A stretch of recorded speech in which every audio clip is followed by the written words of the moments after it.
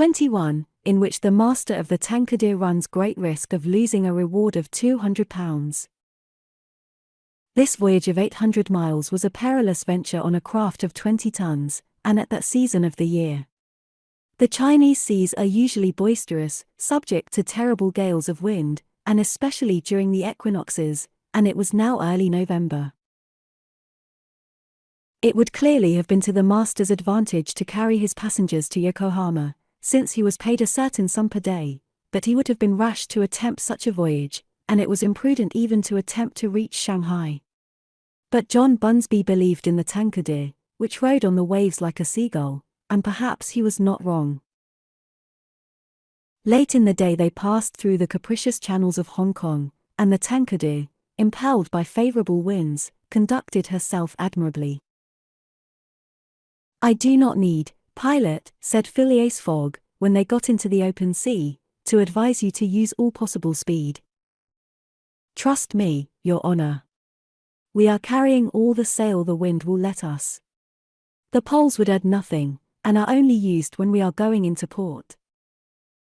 It's your trade, not mine, pilot, and I confide in you." Phileas Fogg, with body erect and legs wide apart, standing like a sailor, gazed without staggering at the swelling waters. The young woman, who was seated aft, was profoundly affected as she looked out upon the ocean, darkening now with the twilight, on which she had ventured in so frail a vessel. Above her head rustled the white sails, which seemed like great white wings. The boat, carried forward by the wind, seemed to be flying in the air. Night came. The moon was entering her first quarter, and her insufficient light would soon die out in the mist on the horizon. Clouds were rising from the east, and already overcast a part of the heavens. The pilot had hung out his lights, which was very necessary in these seas crowded with vessels bound landward, for collisions are not uncommon occurrences, and, at the speed she was going, the least shock would shatter the gallant little craft. Fix, seated in the bow, gave himself up to meditation. He kept apart from his fellow travellers, knowing Mr. Fogg's taciturn tastes. Besides, he did not quite like to talk to the man whose favours he had accepted. He was thinking, too, of the future. It seemed certain that Fogg would not stop at Yokohama, but would at once take the boat for San Francisco, and the vast extent of America would ensure him impunity and safety. Fogg's plan appeared to him the simplest in the world. Instead of sailing directly from England to the United States like a common villain, he had traversed 3/4 of the globe, so as to gain the American continent more surely, and there, after throwing the police off his track, he would quietly enjoy himself with the fortune stolen from the bank. But, once in the United States, what should he, Fix, do? Should he abandon this man? No, 100 times no. Until he had secured his extradition, he would not lose sight of him for an hour. It was his duty, and he would fulfill it to the end. At all events, there was one thing to be thankful for: Passepartout was not with his master, and it was above all important, after the confidences Fix had imparted to him, that the servant should never have speech with his master. Phileas Fogg was also thinking of Passepartout, who had so strangely disappeared. Looking at the matter from every point of view, it did not seem to him impossible that, by some mistake, the man might have embarked on the Carnatic at the last moment, and this was also Ouda's opinion, who regretted very much the loss of the worthy fellow to whom she owed so much. They might then find him at Yokohama, for, if the Carnatic was carrying him thither, it would be easy to ascertain if he had been on board. A brisk breeze arose about 10 o'clock, but, though it might have been prudent to take in a reef, the pilot, after carefully examining the heavens, let the craft remain rigged as before. The Tankadere bore sail admirably, as she drew a great deal of water, and everything was prepared for high speed in case of a gale. Mr. Fogg and Ouda descended into the cabin at midnight, having been already preceded by Fix, who had lain down on one of the cots. The pilot and crew remained on deck all night. At sunrise the next day, which was the 8th of November, the boat had made more than 100 miles. The log indicated a mean speed of between 8 and 9 miles. The Tankadere still carried all sail, and was accomplishing her greatest capacity of speed. If the wind held as it was, the chances would be in her favor. During the day she kept along the coast, where the currents were favorable. The coast, irregular in profile, and visible sometimes across the clearings, was at most 5 miles distant. The sea was less boisterous, since the wind came off land, a fortunate circumstance for the boat, which would suffer, owing to its small tonnage, by a heavy surge on the sea. The breeze subsided a little towards noon, and set in from the southwest. The pilot put up his poles, but took them down again within 2 hours, as the wind freshened up anew.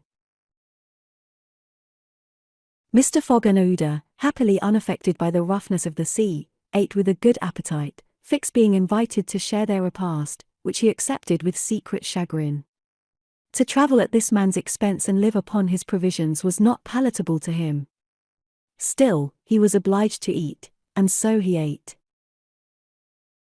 When the meal was over, he took Mr. Fogg apart, and said, "Sir," this "sir" scorched his lips, and he had to control himself to avoid collaring this gentleman. "Sir, you have been very kind to give me a passage on this boat.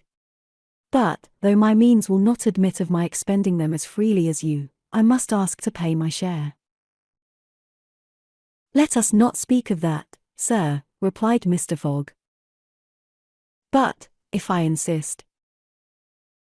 "No, sir," repeated Mr. Fogg, in a tone which did not admit of a reply. "This enters into my general expenses." Fix, as he bowed, had a stifled feeling, and, going forward, where he ensconced himself, did not open his mouth for the rest of the day. Meanwhile they were progressing famously, and John Bunsby was in high hope. He several times assured Mr. Fogg that they would reach Shanghai in time, to which that gentleman responded that he counted upon it. The crew set to work in good earnest, inspired by the reward to be gained. There was not a sheet which was not tightened, not a sail which was not vigorously hoisted, not a lurch could be charged to the man at the helm. They worked as desperately as if they were contesting in a royal yacht regatta. By evening, the log showed that 220 miles had been accomplished from Hong Kong, and Mr. Fogg might hope that he would be able to reach Yokohama without recording any delay in his journal, in which case, the many misadventures which had overtaken him since he left London would not seriously affect his journey. The Tankadere entered the Straits of Fukien, which separate the island of Formosa from the Chinese coast, in the small hours of the night, and crossed the Tropic of Cancer. The sea was very rough in the straits, full of eddies formed by the countercurrents, and the chopping waves broke her course, whilst it became very difficult to stand on deck. At daybreak the wind began to blow hard again, and the heavens seemed to predict a gale. The barometer announced a speedy change, the mercury rising and falling capriciously. The sea also, in the southeast, raised long surges which indicated a tempest. The sun had set the evening before in a red mist, in the midst of the phosphorescent scintillations of the ocean. John Bunsby long examined the threatening aspect of the heavens, muttering indistinctly between his teeth. At last he said in a low voice to Mr. Fogg, "Shall I speak out to your honour?" "Of course." "Well, we are going to have a squall." "Is the wind north or south?" asked Mr. Fogg quietly. "South. Look. A typhoon is coming up." "Glad it's a typhoon from the south, for it will carry us forward." "Oh, if you take it that way," said John Bunsby, "I've nothing more to say." John Bunsby's suspicions were confirmed. At a less advanced season of the year the typhoon, according to a famous meteorologist, would have passed away like a luminous cascade of electric flame, but in the winter equinox it was to be feared that it would burst upon them with great violence. The pilot took his precautions in advance. He reefed all sail, the pole-masts were dispensed with, all hands went forward to the bows. A single triangular sail, of strong canvas, was hoisted as a storm jib, so as to hold the wind from behind. Then they waited. John Bunsby had requested his passengers to go below, but this imprisonment in so narrow a space, with little air, and the boat bouncing in the gale, was far from pleasant. Neither Mr. Fogg, Fix, nor Ouida consented to leave the deck. The storm of rain and wind descended upon them towards 8 o'clock. With but its bit of sail, the Tankadere was lifted like a feather by a wind, an idea of whose violence can scarcely be given. To compare her speed to 4 times that of a locomotive going on full steam would be below the truth. The boat scudded thus northward during the whole day, borne on by monstrous waves, preserving always, fortunately, a speed equal to theirs. 20 times she seemed almost to be submerged by these mountains of water which rose behind her, but the adroit management of the pilot saved her. The passengers were often bathed in spray, but they submitted to it philosophically. Fix cursed it, no doubt, but Ouida, with her eyes fastened upon her protector, whose coolness amazed her, showed herself worthy of him, and bravely weathered the storm. As for Phileas Fogg, it seemed just as if the typhoon were a part of his program. Up to this time the Tankadere had always held her course to the north, but towards evening the wind, veering 3/4, bore down from the northwest. The boat, now lying in the trough of the waves, shook and rolled terribly, the sea struck her with fearful violence. At night the tempest increased in violence. John Bunsby saw the approach of darkness and the rising of the storm with dark misgivings. He thought a while, and then asked his crew if it was not time to slacken speed.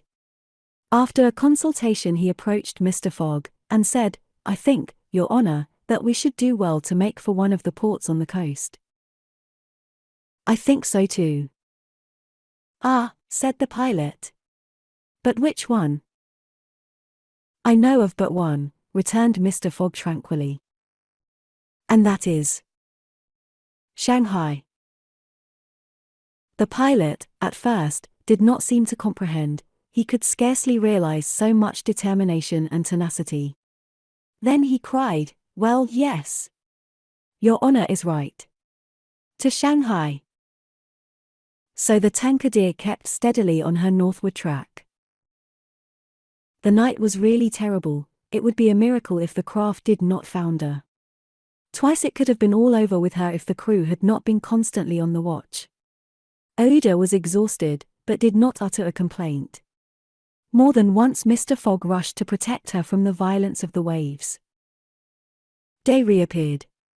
The tempest still raged with undiminished fury, but the wind now returned to the southeast. It was a favorable change, and the Tankadere again bounded forward on this mountainous sea, though the waves crossed each other, and imparted shocks and countershocks which would have crushed a craft less solidly built. From time to time the coast was visible through the broken mist, but no vessel was in sight. The Tankadere was alone upon the sea. There were some signs of a calm at noon, and these became more distinct as the sun descended toward the horizon. The tempest had been as brief as terrific. The passengers, thoroughly exhausted, could now eat a little, and take some repose. The night was comparatively quiet. Some of the sails were again hoisted, and the speed of the boat was very good.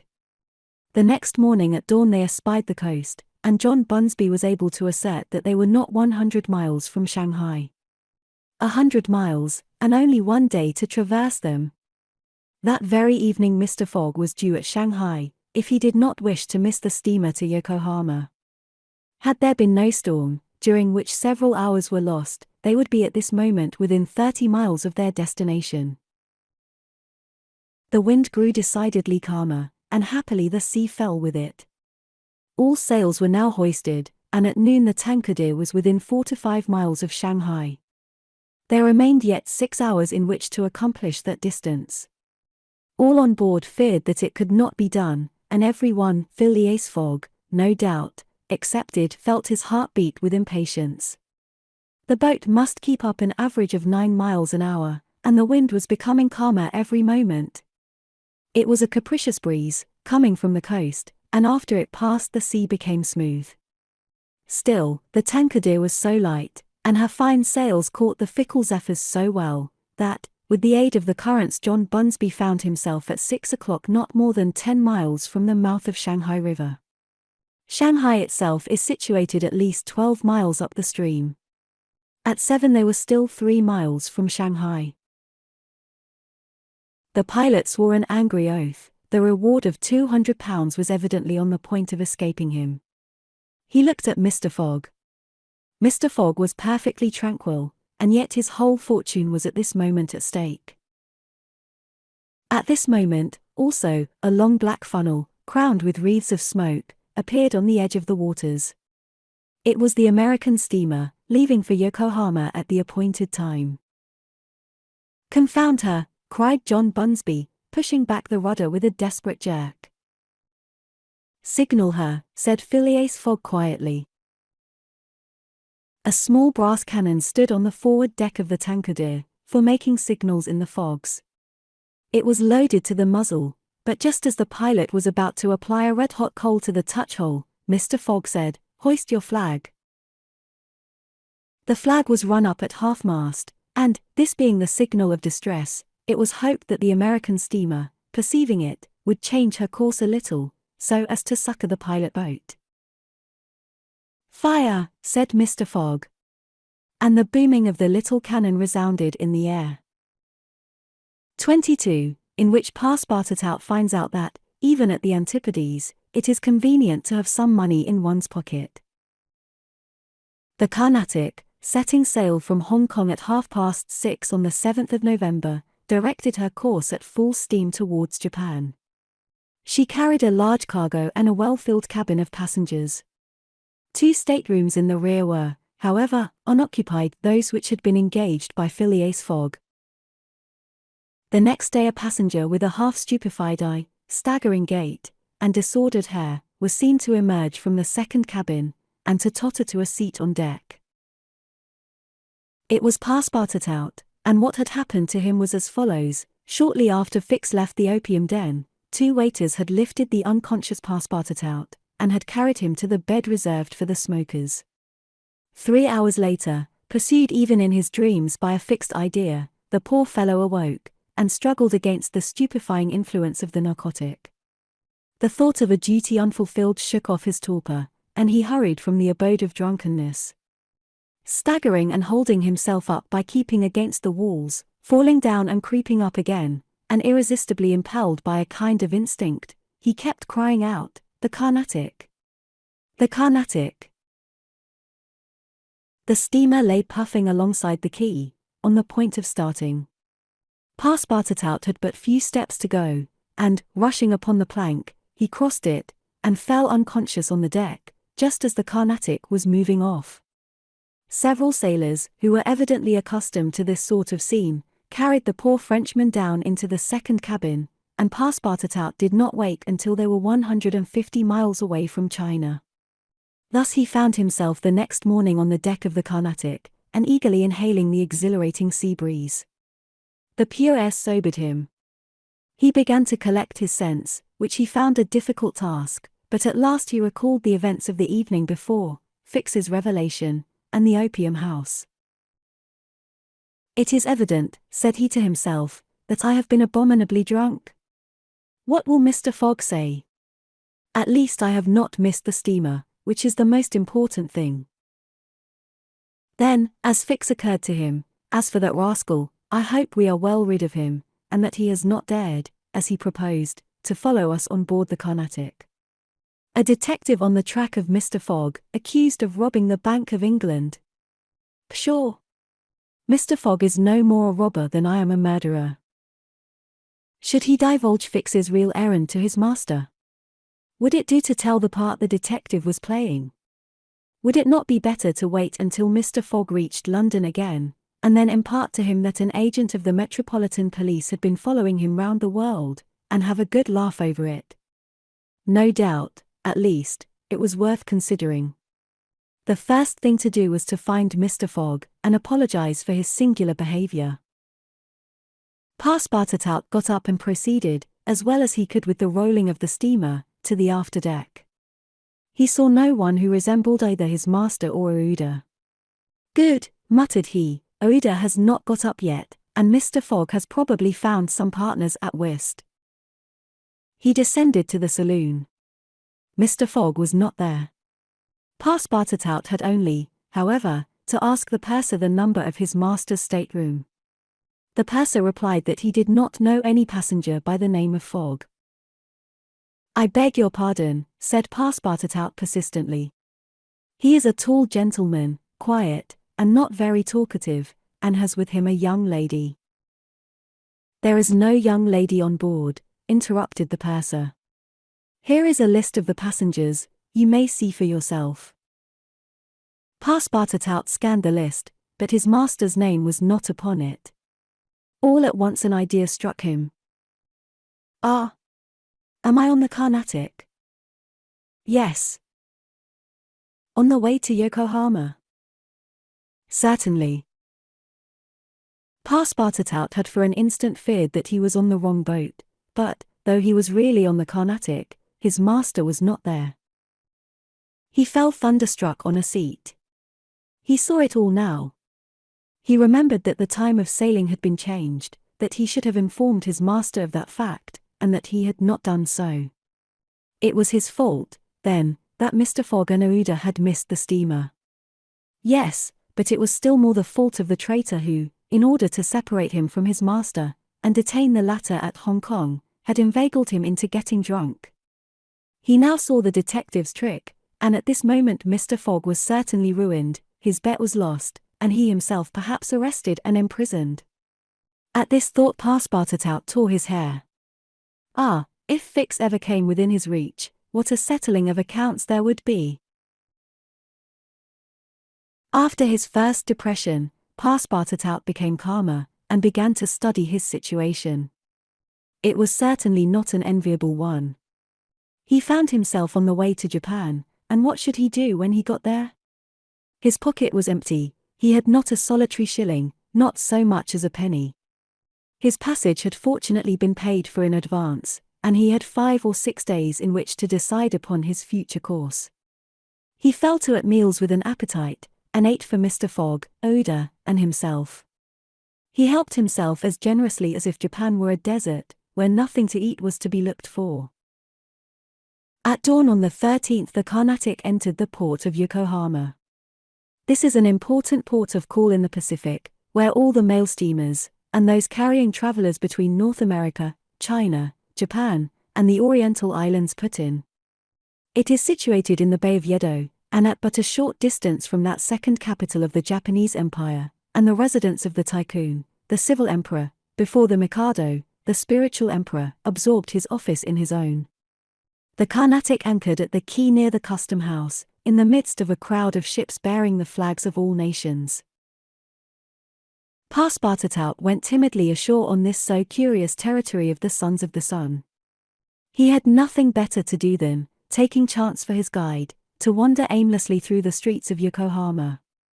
He found himself at first in a thoroughly European quarter, the houses having low fronts, and being adorned with verandas, beneath which he caught glimpses of neat peristyles. This quarter occupied, with its streets, squares, docks, and warehouses, all the space between the promontory of the treaty and the river.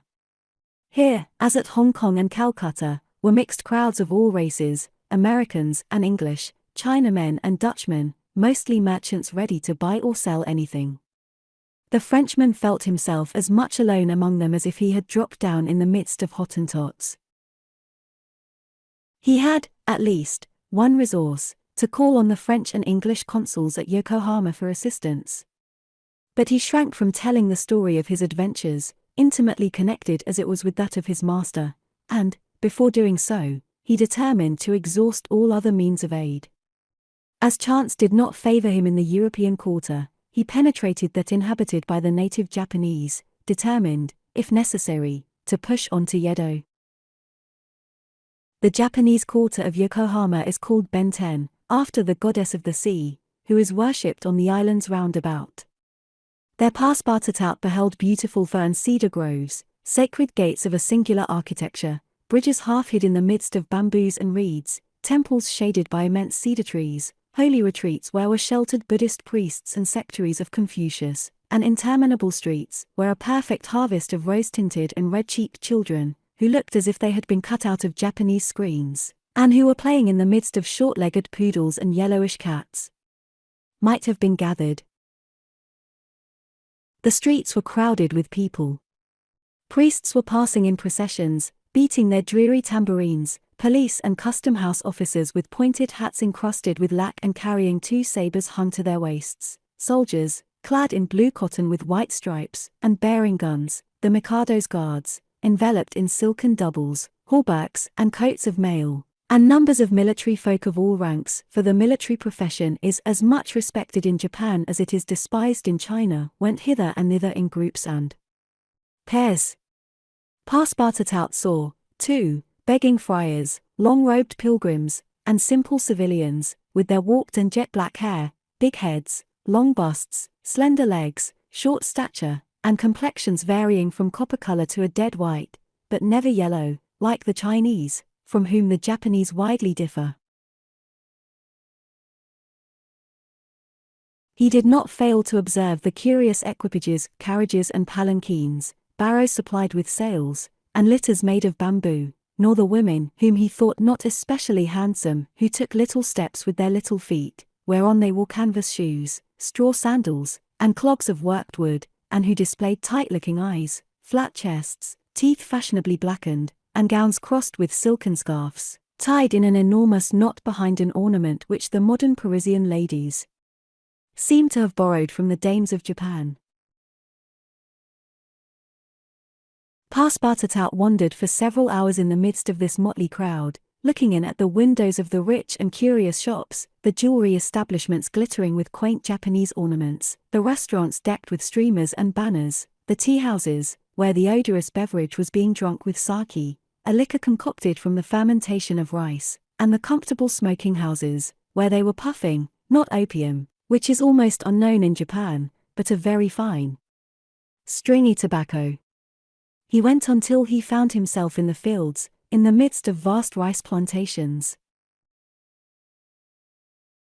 There he saw dazzling camellias expanding themselves, with flowers which were giving forth their last colors and perfumes, not on bushes, but on trees, and within bamboo enclosures, cherry, plum, and apple trees, which the Japanese cultivate rather for their blossoms than their fruit, and which quail-fashioned, grinning scarecrows protected from the sparrows, pigeons, ravens, and other voracious birds.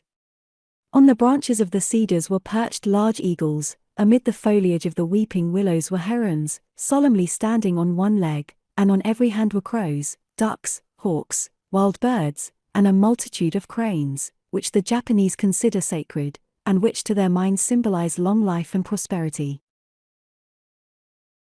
As he was strolling along, Passepartout espied some violets among the shrubs. "Good," said he, "I'll have some supper."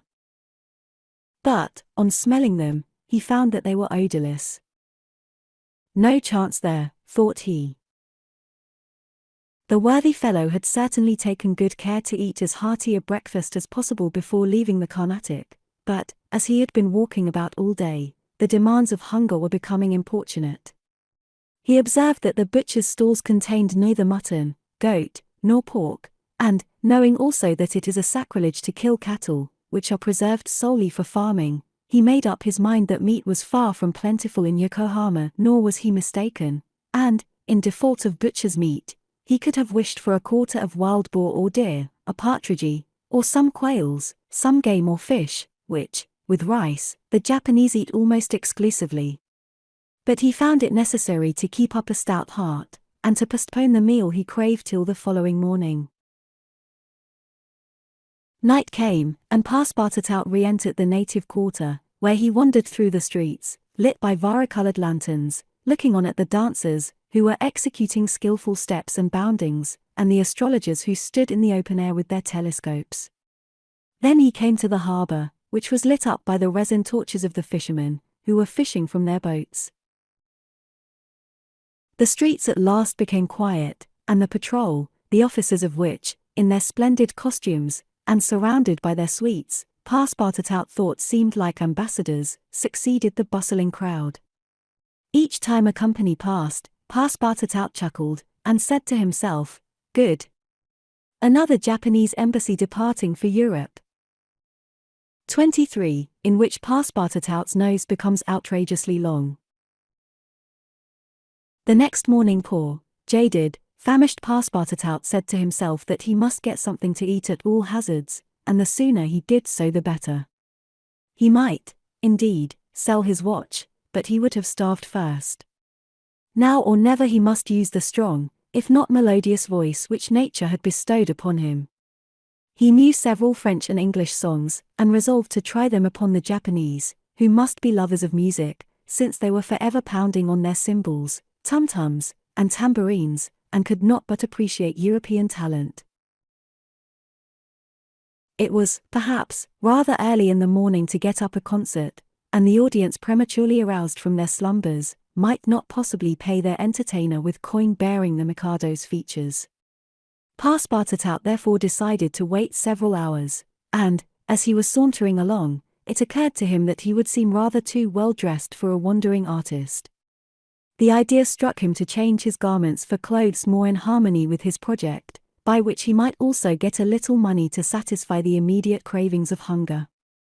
The resolution taken, it remained to carry it out.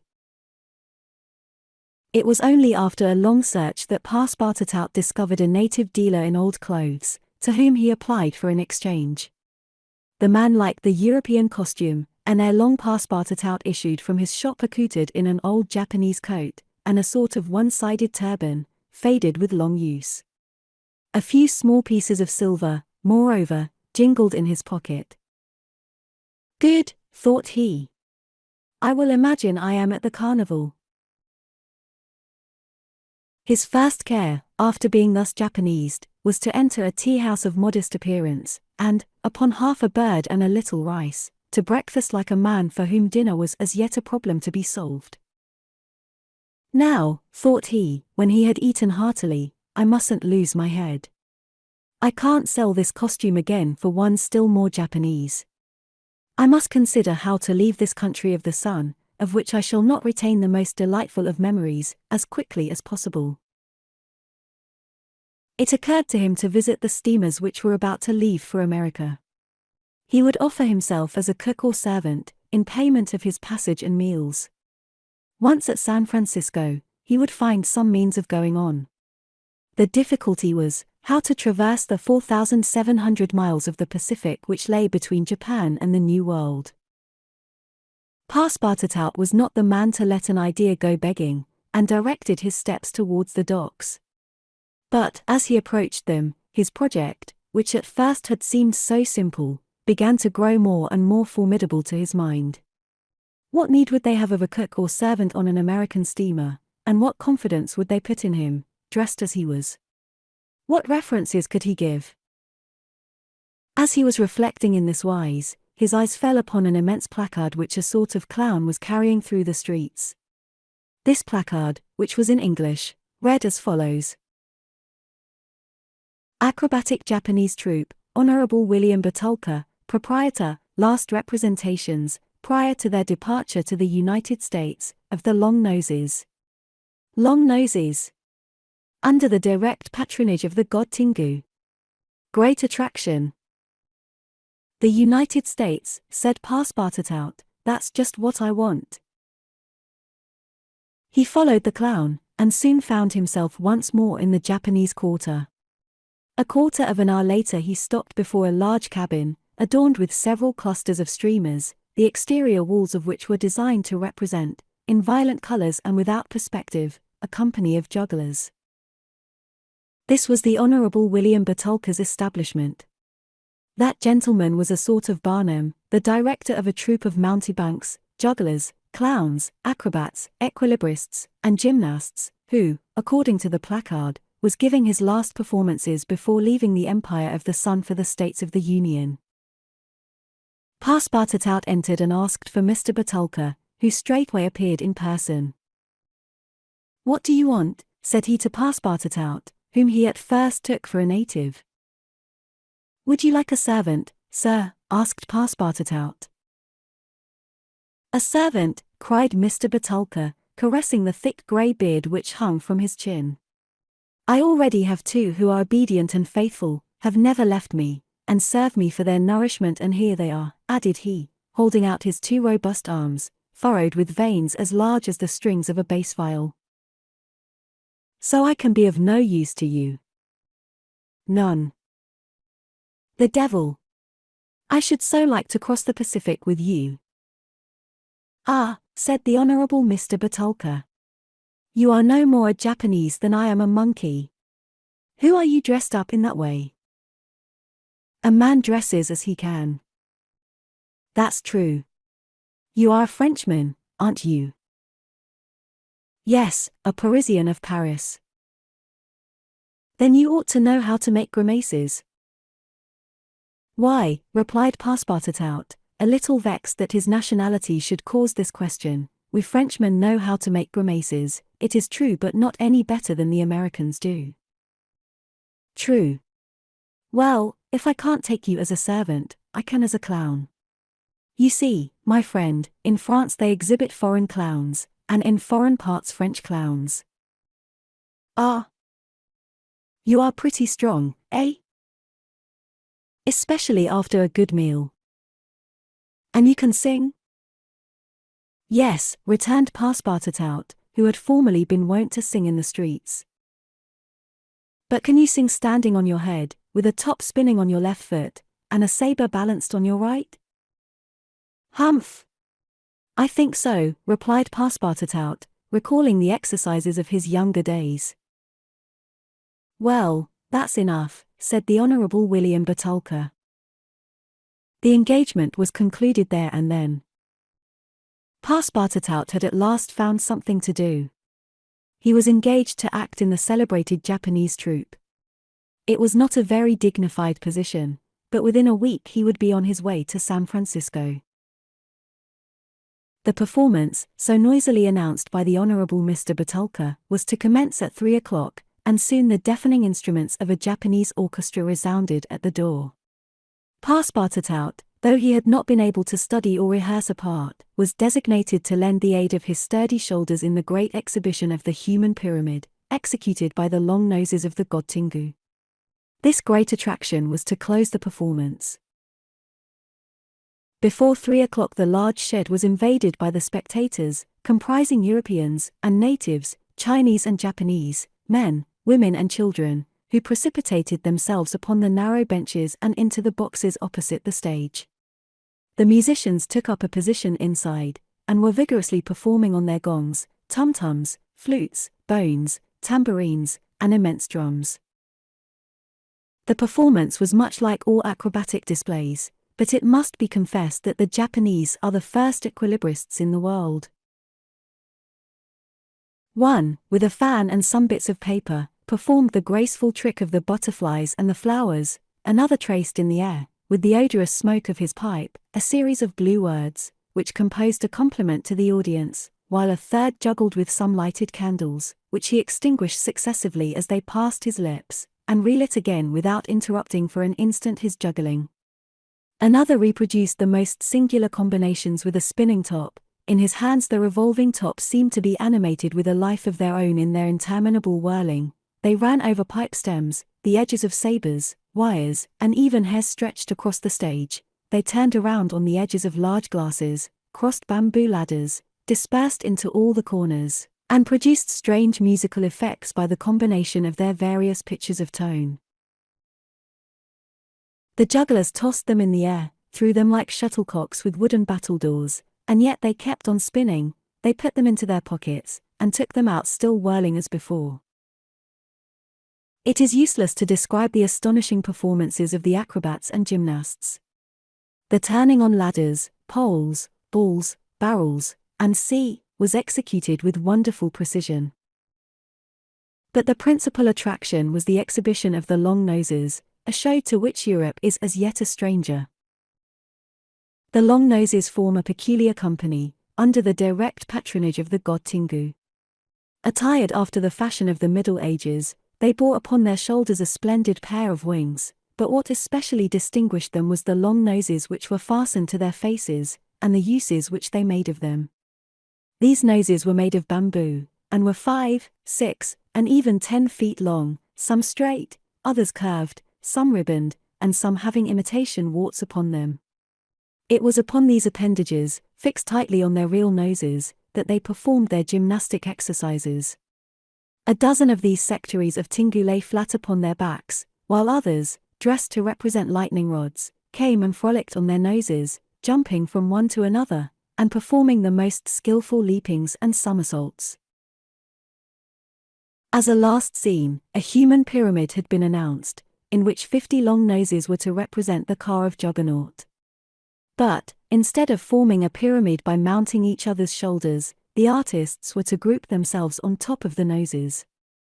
It happened that the performer who had hitherto formed the base of the car had quitted the troupe, and as, to fill this part, only strength and adroitness were necessary, Passepartout had been chosen to take his place.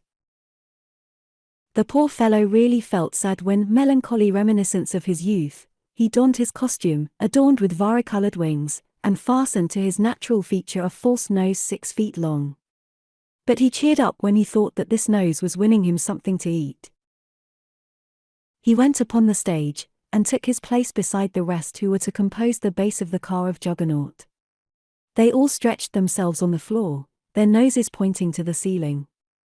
A second group of artists disposed themselves on these long appendages, then a third above these, then a fourth, until a human monument reaching to the very cornices of the theatre soon arose on top of the noses. This elicited loud applause, in the midst of which the orchestra was just striking up a deafening air. When the pyramid tottered, the balance was lost, one of the lower noses vanished from the pyramid, and the human monument was shattered like a castle built of cards. It was Passepartout's fault.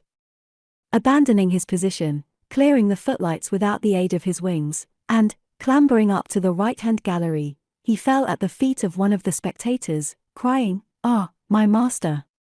My master! You here?" "Myself." "Very well, then let us go to the steamer, young man."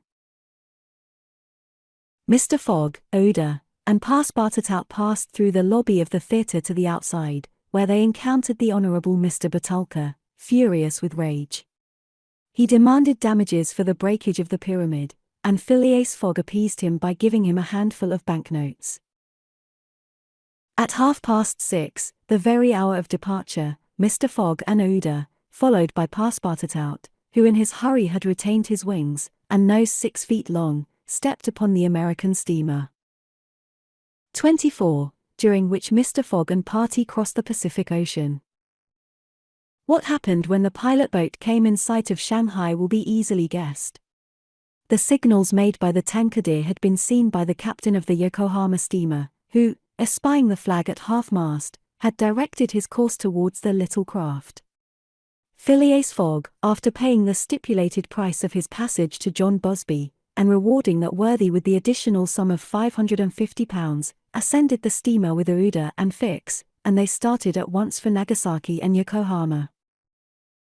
They reached their destination on the morning of the 14th of November. Phileas Fogg lost no time in going on board the Carnatic, where he learned, to Uda's great delight and perhaps to his own, though he betrayed no emotion, that Passepartout, a Frenchman, had really arrived on her the day before. The San Francisco steamer was announced to leave that very evening, and it became necessary to find Passepartout, if possible, without delay. Mr. Fogg applied in vain to the French and English consuls, and, after wandering through the streets a long time, began to despair of finding his missing servant. Chance, or perhaps a kind of presentiment, at last led him into the Honourable Mr. Batulcar's theatre. He certainly would not have recognized Passepartout in the eccentric mountebank's costume, but the latter, lying on his back, perceived his master in the gallery. He could not help starting, which so changed the position of his nose as to bring the pyramid pell-mell upon the stage. All this Passepartout learned from Uda, who recounted to him what had taken place on the voyage from Hong Kong to Shanghai on the Tankadere, in company with one Mr. Fix. Passepartout did not change countenance on hearing this name. He thought that the time had not yet arrived to divulge to his master what had taken place between the detective and himself, and, in the account he gave of his absence, he simply excused himself for having been overtaken by drunkenness, in smoking opium at a tavern in Hong Kong. Mr. Fogg heard this narrative coldly, without a word, and then furnished his man with funds necessary to obtain clothing more in harmony with his position. Within an hour the Frenchman had cut off his nose and parted with his wings, and retained nothing about him which recalled the secretary of the god Tingu. The steamer which was about to depart from Yokohama to San Francisco belonged to the Pacific Mail Steamship Company, and was named the General Grant. She was a large paddle-wheel steamer of 2,500 tons, well-equipped and very fast. The massive walking beam rose and fell above the deck. At one end a piston rod worked up and down, and at the other was a connecting rod which, in changing the rectilinear motion to a circular one, was directly connected with the shaft of the paddles. The General Grant was rigged with 3 masts, giving a large capacity for sails, and thus materially aiding the steam power. By making 12 miles an hour, she would cross the ocean in 21 days. Phileas Fogg was therefore justified in hoping that he would reach San Francisco by the 2nd of December, New York by the 11th, and London on the 20th, thus gaining several hours on the fatal date of the 21st of December. There was a full complement of passengers on board, among them English, many Americans, a large number of coolies on their way to California, and several East Indian officers, who were spending their vacation in making the tour of the world. Nothing of moment happened on the voyage. The steamer, sustained on its large paddles, rolled but little, and the Pacific almost justified its name. Mr. Fogg was as calm and taciturn as ever.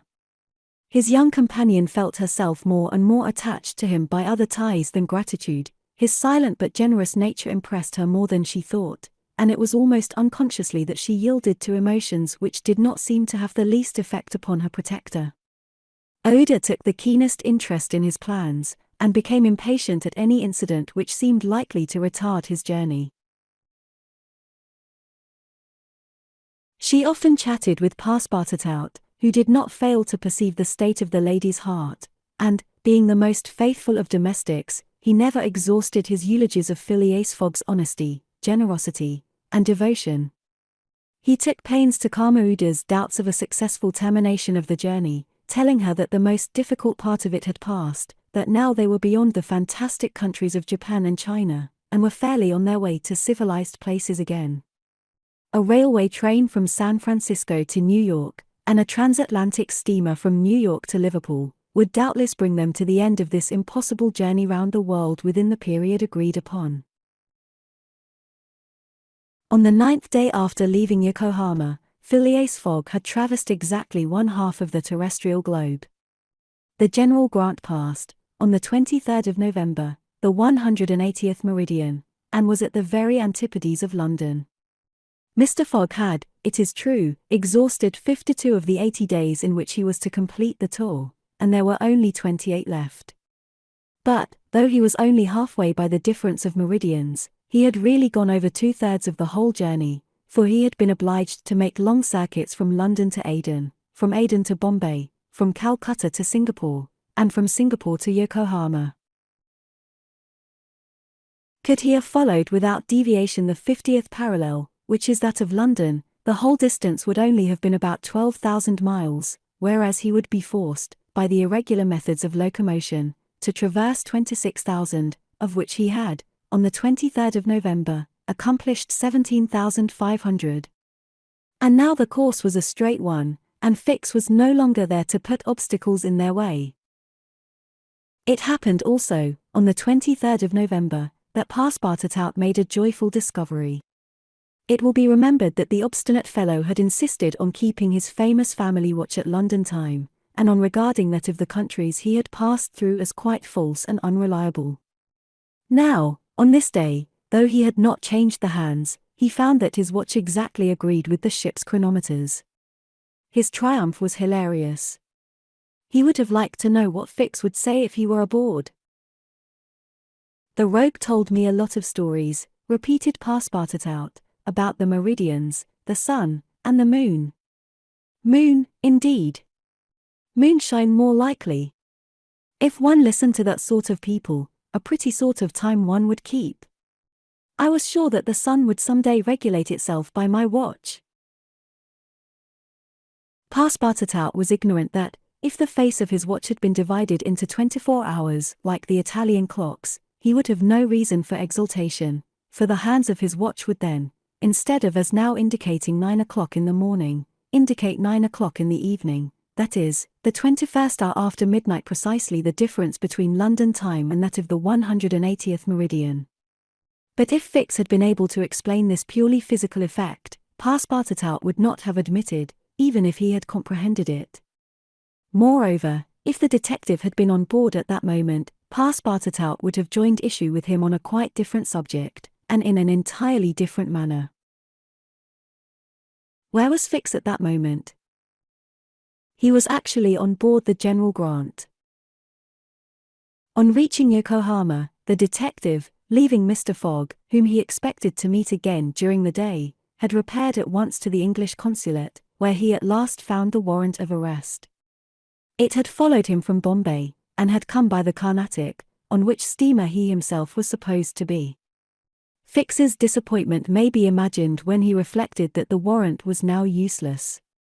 Mr. Fogg had left English ground, and it was now necessary to procure his extradition. Well, thought Fix, after a moment of anger, my warrant is not good here, but it will be in England. The rogue evidently intends to return to his own country, thinking he has thrown the police off his track. Good. I will follow him across the Atlantic. As for the money, heaven grant there may be some left.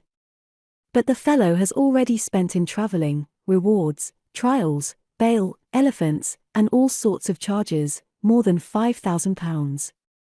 Yet, after all, the bank is rich. His course decided on, he went on board the General Grant, and was there when Mr. Fogg and Ouida arrived. To his utter amazement, he recognized Passepartout, despite his theatrical disguise.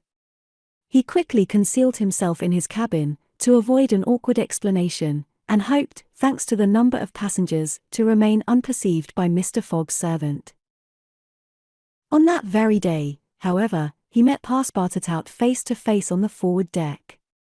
The latter, without a word, made a rush for him, grasped him by the throat, and, much to the amusement of a group of Americans, who immediately began to bet on him, administered to the detective a perfect volley of blows, which proved the great superiority of French over English pugilistic skill.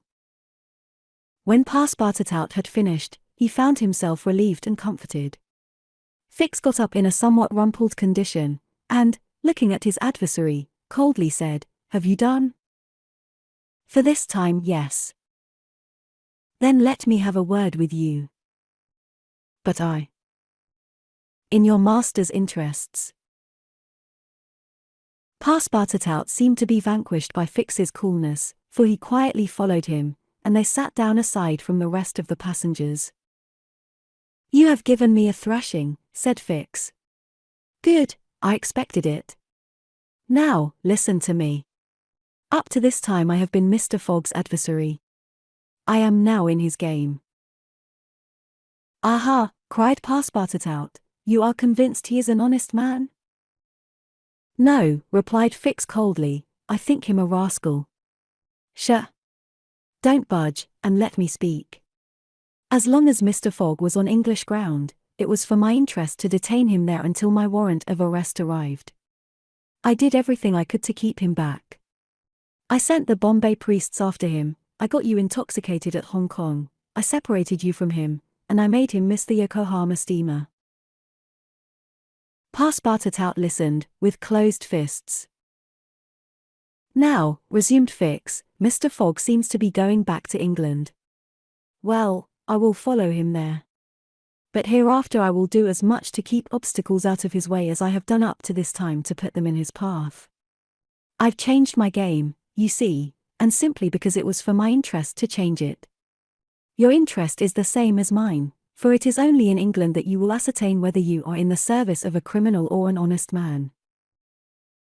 Passepartout listened very attentively to Fix, and was convinced that he spoke with entire good faith. "Are we friends?" asked the detective. "Friends, no," replied Passepartout, "but allies, perhaps. At the least sign of treason, however, I'll twist your neck for you." Agreed, said the detective quietly. 11 days later, on the 3rd of December, the General Grant entered the Bay of the Golden Gate and reached San Francisco. Mr. Fogg had neither gained nor lost a single day. 25, in which a slight glimpse is had of San Francisco. It was 7 in the morning when Mr. Fogg, Oda, and Passepartout set foot upon the American continent, if this name can be given to the floating quay upon which they disembarked. These quays, rising and falling with the tide, thus facilitate the loading and unloading of vessels. Alongside them were clippers of all sizes, steamers of all nationalities, and the steamboats, with several decks rising one above the other, which ply on the Sacramento and its tributaries. There were also heaped up the products of a commerce which extends to Mexico, Chile, Peru, Brazil, Europe, Asia, and all the Pacific Islands. Passepartout, in his joy on reaching at last the American continent, thought he would manifest it by executing a perilous vault in fine style, but, tumbling upon some worm-eaten planks, he fell through them. Put out of countenance by the manner in which he thus set foot upon the New World, he uttered a loud cry, which so frightened the innumerable cormorants and pelicans that are always perched upon these movable quays, that they flew noisily away. Mr. Fogg, on reaching shore, proceeded to find out at what hour the first train left for New York, and learned that this was at 6:00 p.m. He had, therefore, an entire day to spend in the Californian capital.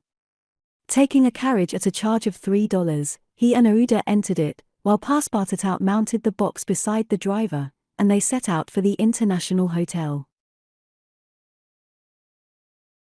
From his exalted position Passepartout observed with much curiosity the wide streets, the low, evenly ranged houses, the Anglo-Saxon Gothic churches, the great docks, the palatial wooden and brick warehouses, the numerous conveyances, omnibuses, horse cars, and upon the sidewalks, not only Americans and Europeans, but Chinese and Indians. Passepartout was surprised at all he saw. San Francisco was no longer the legendary city of 1849, a city of banditti, assassins, and incendiaries, who had flocked hither in crowds in pursuit of plunder, a paradise of outlaws, where they gambled with gold dust, a revolver in one hand and a bowie knife in the other. It was now a great commercial emporium. The lofty tower of its city hall overlooked the whole panorama of the streets and avenues, which cut each other at right angles, and in the midst of which appeared pleasant, verdant squares, while beyond appeared the Chinese quarter, seemingly imported from the Celestial Empire in a toy box. Sombreros and red shirts and plumed Indians were rarely to be seen, but there were silk hats and black coats everywhere worn by a multitude of nervously active, gentlemanly-looking men. Some of the streets, especially Montgomery Street, which is to San Francisco what Regent Street is to London, the Boulevard des Italiens to Paris, and Broadway to New York, were lined with splendid and spacious stores, which exposed in their windows the products of the entire world. When Passepartout reached the International Hotel, it did not seem to him as if he had left England at all. The ground floor of the hotel was occupied by a large bar, a sort of restaurant freely open to all passers-by, who might partake of dried beef, oyster soup, biscuits, and cheese, without taking out their purses. Payment was made only for the ale, porter, or sherry which was drunk. This seemed very American to Passepartout.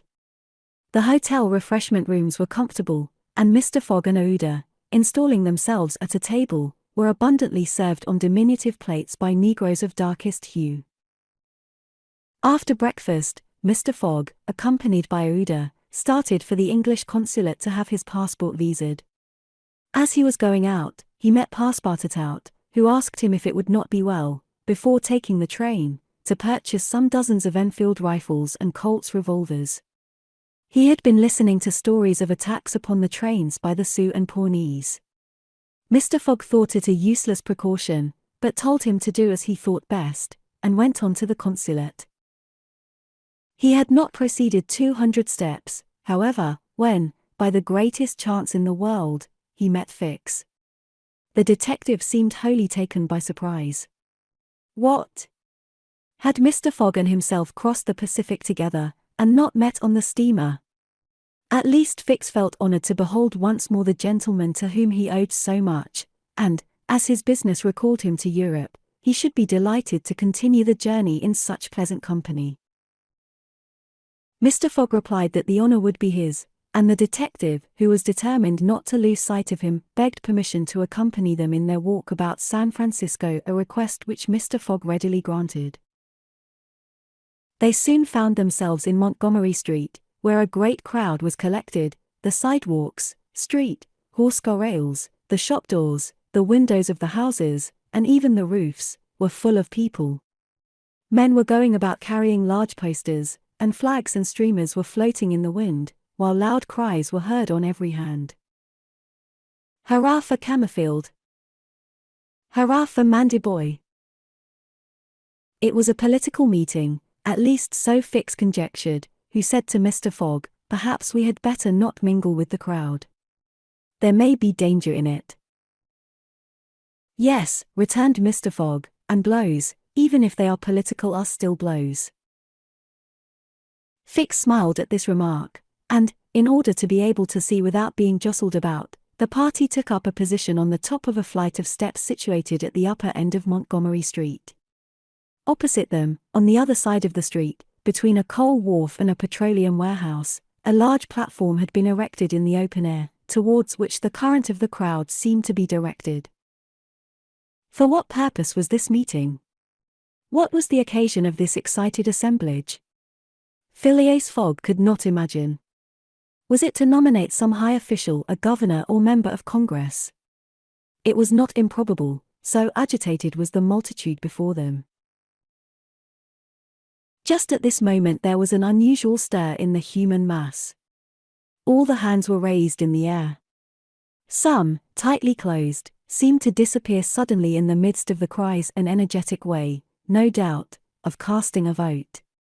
The crowd swayed back, the banners and flags wavered, disappeared an instant, then reappeared in tatters.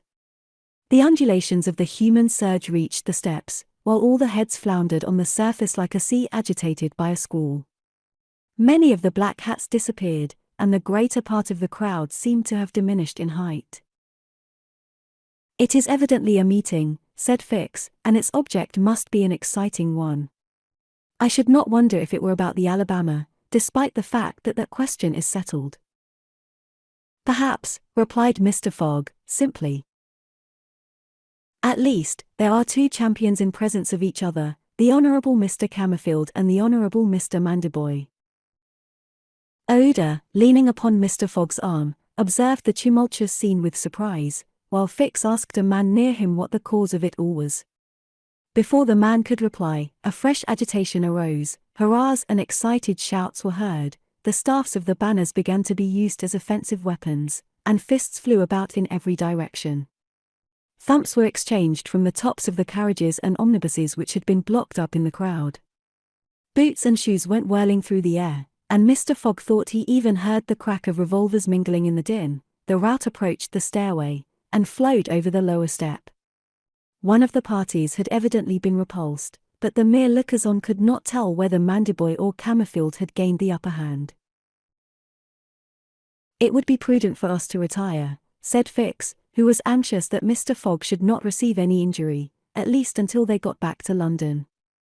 "If there is any question about England in all this, and we were recognized, I fear it would go hard with us."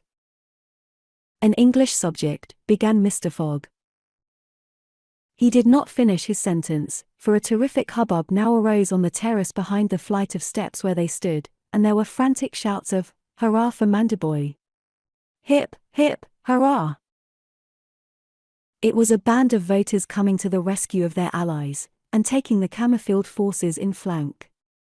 Mr. Fogg, Oda, and Fix found themselves between two fires. It was too late to escape. The torrent of men, armed with loaded canes and sticks, was irresistible. Phileas Fogg and Fix were roughly hustled in their attempts to protect their fair companion. The former, as cool as ever, tried to defend himself with the weapons which nature has placed at the end of every Englishman's arm, but in vain. A big brawny fellow with a red beard, flushed face, and broad shoulders, who seemed to be the chief of the band, raised his clenched fist to strike Mr. Fogg, whom he would have given a crushing blow, had not Fix rushed in and received it in his stead. An enormous bruise immediately made its appearance under the detective's silk hat, which was completely smashed in. "Yankee!" exclaimed Mr. Fogg, darting a contemptuous look at the ruffian. "Englishman," returned the other. "We will meet again." "When you please." "What is your name?" "Phileas Fogg." "And yours?" "Colonel Stamp Proctor." The human tide now swept by, after overturning Fix, who speedily got upon his feet again, though with tattered clothes. Happily, he was not seriously hurt. His travelling overcoat was divided into two unequal parts, and his trousers resembled those of certain Indians, which fit less compactly than they are easy to put on. Oda had escaped unharmed, and Fix alone bore marks of the fray in his black and blue bruise. "Thanks," said Mr. Fogg to the detective, as soon as they were out of the crowd. "No thanks are necessary," replied Fix, "but let us go." "Where?" "To a tailor's." Such a visit was, indeed, opportune. The clothing of both Mr. Fogg and Fix was in rags, as if they had themselves been actively engaged in the contest between Camerfield and Manderboy. An hour after, they were once more suitably attired, and with Ouida returned to the International Hotel. Passepartout was waiting for his master, armed with half a dozen six-barreled revolvers. When he perceived Fix, he knit his brows, but Ouida having, in a few words, told him of their adventure, his countenance resumed its placid expression. Fix evidently was no longer an enemy, but an ally. He was faithfully keeping his word. Dinner over, the coach which was to convey the passengers and their luggage to the station drew up to the door. As he was getting in, Mr. Fogg said to Fix, "You have not seen this Colonel Proctor again?" "No." "I will come back to America to find him," said Phileas Fogg calmly. It would not be right for an Englishman to permit himself to be treated in that way, without retaliating. The detective smiled, but did not reply. It was clear that Mr. Fogg was one of those Englishmen who, while they do not tolerate duelling at home, fight abroad when their honor is attacked. At 6:15 the travellers reached the station, and found the train ready to depart. As he was about to enter it, Mr. Fogg called a porter, and said to him, "My friend, was there not some trouble today in San Francisco?" "It was a political meeting, sir," replied the porter. "But I thought there was a great deal of disturbance in the streets." "It was only a meeting assembled for an election." "The election of a general-in-chief, no doubt?" asked Mr. Fogg. "No, sir, of a justice of the peace." Phileas Fogg got into the train, which started off at full speed. 26, in which Phileas Fogg and party travel by the Pacific Railroad. From ocean to ocean, so say the Americans, and these four words compose the general designation of the Great Trunk Line which crosses the entire width of the United States. The Pacific Railroad is, however, really divided into two distinct lines, the Central Pacific, between San Francisco and Ogden, and the Union Pacific, between Ogden and Omaha. 5 main lines connect Omaha with New York. New York and San Francisco are thus united by an uninterrupted metal ribbon, which measures no less than 3,786 miles. Between Omaha and the Pacific the railway crosses a territory which is still infested by Indians and wild beasts, and a large tract which the Mormons, after they were driven from Illinois in 1845, began to colonize. The journey from New York to San Francisco consumed, formerly, under the most favorable conditions, at least 6 months. It is now accomplished in 7 days. It was in 1862 that, in spite of the Southern members of Congress, who wished a more southerly route, it was decided to lay the road between the 41st and 42nd parallels. President Lincoln himself fixed the end of the line at Omaha, in Nebraska. The work was at once commenced, and pursued with true American energy, nor did the rapidity with which it went on injuriously affect its good execution. The road grew, on the prairies, 1.5 miles a day. A locomotive, running on the rails laid down the evening before, brought the rails to be laid on the morrow, and advanced upon them as fast as they were put in position. The Pacific Railroad is joined by several branches in Iowa, Kansas, Colorado, and Oregon. On leaving Omaha, it passes along the left bank of the Platte River as far as the junction of its northern branch, follows its southern branch, crosses the Laramie Territory and the Wasatch Mountains, turns the Great Salt Lake, and reaches Salt Lake City, the Mormon capital, plunges into the Tuia Valley, across the American Desert, Cedar and Humboldt Mountains, the Sierra Nevada, and descends, via Sacramento, to the Pacific. Its grade, even on the Rocky Mountains, never exceeding 112 feet to the mile.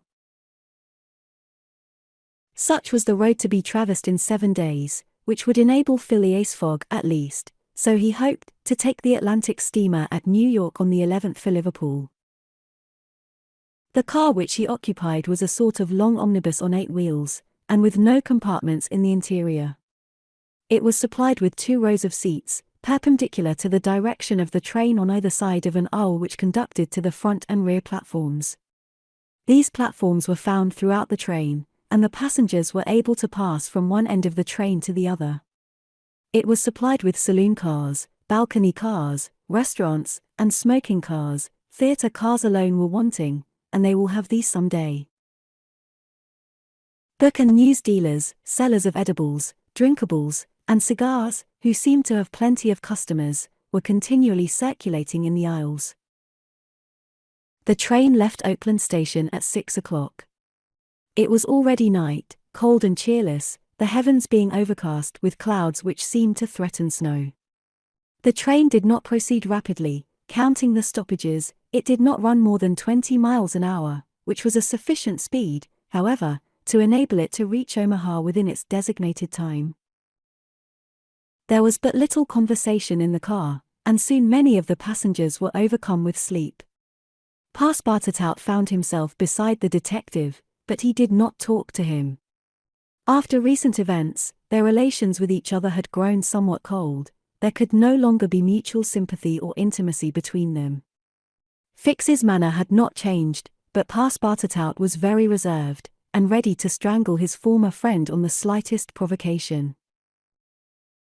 Snow began to fall an hour after they started, a fine snow, however, which happily could not obstruct the train. Nothing could be seen from the windows but a vast, white sheet, against which the smoke of the locomotive had a greyish aspect. At 8 o'clock a steward entered the car and announced that the time for going to bed had arrived, and in a few minutes the car was transformed into a dormitory. The backs of the seats were thrown back, bedsteads carefully packed were rolled out by an ingenious system, berths were suddenly improvised, and each traveller had soon at his disposition a comfortable bed, protected from curious eyes by thick curtains. The sheets were clean and the pillows soft. It only remained to go to bed and sleep, which everybody did, while the train sped on across the state of California. The country between San Francisco and Sacramento is not very hilly. The Central Pacific, taking Sacramento for its starting point, extends eastward to meet the road from Omaha. The line from San Francisco to Sacramento runs in a northeasterly direction, along the American River, which empties into San Pablo Bay. The 120 miles between these cities were accomplished in 6 hours, and towards midnight, while fast asleep, the travelers passed through Sacramento, so that they saw nothing of that important place, the seat of the state government, with its fine quays, its broad streets, its noble hotels, squares, and churches. The train, on leaving Sacramento, and passing the junction, Rocklin, Auburn, and Colfax, entered the range of the Sierra Nevada. Cisco was reached at 7 in the morning, and an hour later the dormitory was transformed into an ordinary car, and the travelers could observe the picturesque beauties of the mountain region through which they were steaming. The railway track wound in and out among the passes, now approaching the mountain sides, now suspended over precipices, avoiding abrupt angles by bold curves, plunging into narrow defiles, which seemed to have no outlet. The locomotive, its great funnel emitting a weird light, with its sharp bell, and its cowcatcher extended like a spur, mingled its shrieks and bellowings with the noise of torrents and cascades, and twined its smoke among the branches of the gigantic pines. There were few or no bridges or tunnels on the route. The railway turned around the sides of the mountains, and did not attempt to violate nature by taking the shortest cut from one point to another. The train entered the state of Nevada through the Carson Valley about 9 o'clock, going always northeasterly, and at midday reached Reno, where there was a delay of 20 minutes for breakfast. From this point the road, running along Humboldt River, passed northward for several miles by its banks, then it turned eastward, and kept by the river until it reached the Humboldt Range, nearly at the extreme eastern limit of Nevada. Having breakfasted, Mr. Fogg and his companions resumed their places in the car, and observed the varied landscape which unfolded itself as they passed along the vast prairies, the mountains lining the horizon, and the creeks, with their frothy, foaming streams. Sometimes a great herd of buffaloes, massing together in the distance, seemed like a movable dam. These innumerable multitudes of ruminating beasts often form an insurmountable obstacle to the passage of the trains. Thousands of them have been seen passing over the track for hours together, in compact ranks. The locomotive is then forced to stop and wait till the road is once more clear. This happened, indeed, to the train in which Mr. Fogg was traveling. About 12 o'clock a troop of 10 or 12,000 head of buffalo encumbered the track. The locomotive, slackening its speed, tried to clear the way with its cowcatcher, but the mass of animals was too great. The buffaloes marched along with a tranquil gait, uttering now and then deafening bellowings. There was no use of interrupting them, for, having taken a particular direction, nothing can moderate and change their course. It is a torrent of living flesh which no dam could contain. The travellers gazed on this curious spectacle from the platforms, but Phileas Fogg, who had the most reason of all to be in a hurry, remained in his seat, and waited philosophically until it should please the buffaloes to get out of the way. Passepartout was furious at the delay they occasioned, and longed to discharge his arsenal of revolvers upon them. "What a country!" cried he. "Mere cattle stop the trains, and go by in a procession, just as if they were not impeding travel. Parbleu! I should like to know if Mr. Fogg foresaw this mishap in his programme. And here's an engineer who doesn't dare to run the locomotive into this herd of beasts." The engineer did not try to overcome the obstacle, and he was wise. He would have crushed the first buffaloes, no doubt, with the cowcatcher, but the locomotive, however powerful, would soon have been checked. The train would inevitably have been thrown off the track, and would then have been helpless. The best course was to wait patiently, and regain the lost time by greater speed when the obstacle was removed. The procession of buffaloes lasted 3 full hours, and it was night before the track was clear. The last ranks of the herd were now passing over the rails, while the first had already disappeared below the southern horizon. It was 8 o'clock when the train passed through the defiles of the Humboldt Range, and 9:30 when it penetrated Utah, the region of the Great Salt Lake, the singular colony of the Mormons. 27, in which Passepartout undergoes, at a speed of 20 miles an hour, a course of Mormon history. During the night of the 5th of December, the train ran southeasterly for about 50 miles, then rose an equal distance in a northeasterly direction, towards the Great Salt Lake. Passepartout, about 9 o'clock, went out upon the platform to take the air. The weather was cold, the heavens grey, but it was not snowing. The sun's disk, enlarged by the mist, seemed an enormous ring of gold, and Passepartout was amusing himself by calculating its value in pounds sterling, when he was diverted from this interesting study by a strange-looking personage who made his appearance on the platform. This personage, who had taken the train at Elko, was tall and dark, with black moustache, black stockings, a black silk hat, a black waistcoat, black trousers, a white cravat, and dogskin gloves. He might have been taken for a clergyman. He went from one end of the train to the other, and affixed to the door of each car a notice written in manuscript. Passepartout approached and read one of these notices, which stated that Elder William Hitch, Mormon missionary, taking advantage of his presence on train number 48, would deliver a lecture on Mormonism in car number 117, from 11 to 12 o'clock, and that he invited all who were desirous of being instructed concerning the mysteries of the religion of the Latter-day Saints to attend. "I'll go," said Passepartout to himself. He knew nothing of Mormonism except the custom of polygamy, which is its foundation. The news quickly spread through the train, which contained about 100 passengers, 30 of whom, at most, attracted by the notice, ensconced themselves in car number 117. Passepartout took one of the front seats.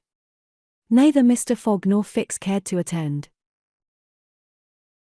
At the appointed hour Elder William Hitch rose, and, in an irritated voice, as if he had already been contradicted, said, "I tell you that Joe Smith is a martyr, that his brother Hiram is a martyr, and that the persecutions of the United States government against the prophets will also make a martyr of Brigham Young. Who dares to say the contrary?" No one ventured to gainsay the missionary, whose excited tone contrasted curiously with his naturally calm visage. No doubt his anger arose from the hardships to which the Mormons were actually subjected. The government had just succeeded, with some difficulty, in reducing these independent fanatics to its rule. It had made itself master of Utah, and subjected that territory to the laws of the Union, after imprisoning Brigham Young on a charge of rebellion and polygamy. The disciples of the prophet had since redoubled their efforts, and resisted, by words at least, the authority of Congress. Elder Hitch, as is seen, was trying to make proselytes on the very railway trains. Then, emphasizing his words with his loud voice and frequent gestures, he related the history of the Mormons from biblical times, how that, in Israel, a Mormon prophet of the tribe of Joseph published the annals of the new religion, and bequeathed them to his son Mormon, how, many centuries later, a translation of this precious book, which was written in Egyptian, was made by Joseph Smith, Jr., a Vermont farmer, who revealed himself as a mystical prophet in 1825, and how, in short, the celestial messenger appeared to him in an illuminated forest, and gave him the annals of the Lord. Several of the audience, not being much interested in the missionary's narrative, here left the car, but Elder Hitch, continuing his lecture, related how Smith, Jr., with his father, 2 brothers, and a few disciples, founded the Church of the Latter-day Saints, which, adopted not only in America, but in England, Norway, and Sweden, and Germany, counts many artisans, as well as men engaged in the liberal professions. Among its members, how a colony was established in Ohio, a temple erected there at a cost of $200,000, and a town built at Kirkland, how Smith became an enterprising banker, and received from a simple mummy showman a papyrus scroll written by Abraham and several famous Egyptians. The elder's story became somewhat wearisome, and his audience grew gradually less, until it was reduced to 20 passengers. But this did not disconcert the enthusiast, who proceeded with the story of Joseph Smith's bankruptcy in 1837, and how his ruined creditors gave him a coat of tar and feathers, his reappearance some years afterwards, more honorable and honored than ever, at Independence, Missouri, the chief of a flourishing colony of 3,000 disciples, and his pursuit thence by outraged Gentiles, and retirement into the far west. 10 hearers only were now left, among them honest Passepartout, who was listening with all his ears. Thus he learned that, after long persecutions, Smith reappeared in Illinois, and in 1839 founded a community at Nauvoo, on the Mississippi, numbering 25,000 souls, of which he became mayor, chief justice, and general-in-chief, that he announced himself, in 1843, as a candidate for the presidency of the United States, and that finally, being drawn into ambuscade at Carthage, he was thrown into prison, and assassinated by a band of men disguised in masks. Passepartout was now the only person left in the car, and the elder, looking him full in the face, reminded him that, 2 years after the assassination of Joseph Smith, the inspired prophet, Brigham Young, his successor, left Nauvoo for the banks of the Great Salt Lake, where, in the midst of that fertile region, directly on the route of the emigrants who crossed Utah on their way to California, the new colony, thanks to the polygamy practiced by the Mormons, had flourished beyond expectations. And this, added Elder William Hitch, this is why the jealousy of Congress has been aroused against us. Why have the soldiers of the Union invaded the soil of Utah? Why has Brigham Young, our chief, been imprisoned, in contempt of all justice? Shall we yield to force? Never. Driven from Vermont, driven from Illinois, driven from Ohio, driven from Missouri, driven from Utah, we shall yet find some independent territory on which to plant our tents. And you, my brother, continued the elder, fixing his angry eyes upon his single auditor, will you not plant yours there, too, under the shadow of our flag? No, replied Passepartout courageously, in his turn retiring from the car, and leaving the elder to preach to vacancy. During the lecture the train had been making good progress, and towards 12:30 it reached the northwest border of the Great Salt Lake. Thence the passengers could observe the vast extent of this interior sea, which is also called the Dead Sea, and into which flows an American Jordan. It is a picturesque expanse, framed in lofty crags in large strata, encrusted with white salt, a superb sheet of water, which was formerly of larger extent than now, its shores having encroached with the lapse of time, and thus at once reduced its breadth and increased its depth. The Salt Lake, 70 miles long and 35 wide, is situated 3 miles 800 feet above the sea. Quite different from Lake Asphaltite, whose depression is 1,200 feet below the sea, it contains considerable salt, and 1/4 of the weight of its water is solid matter, its specific weight being 1,170, and, after being distilled, 1,000. Fishes are, of course, unable to live in it, and those which descend through the Jordan, the Weber, and other streams soon perish. The country around the lake was well cultivated, for the Mormons are mostly farmers, while ranches and pens for domesticated animals, fields of wheat, corn, and other cereals, luxuriant prairies, hedges of wild rose, clumps of acacias and milkwort would have been seen 6 months later. Now the ground was covered with a thin powdering of snow. The train reached Ogden at 2 o'clock, where it rested for 6 hours. Mr. Fogg and his party had time to pay a visit to Salt Lake City, connected with Ogden by a branch road, and they spent 2 hours in this strikingly American town, built on the pattern of other cities of the Union, like a checkerboard, with the somber sadness of right angles, as Victor Hugo expresses it.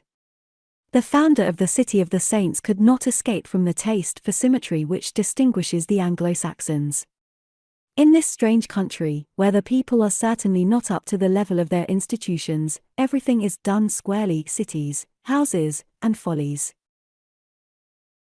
The travellers, then, were promenading, at 3 o'clock, about the streets of the town built between the banks of the Jordan and the spurs of the Wasatch Range. They saw few or no churches, but the prophet's mansion, the courthouse, and the arsenal, blue brick houses with verandas and porches, surrounded by gardens bordered with acacias, palms, and locusts.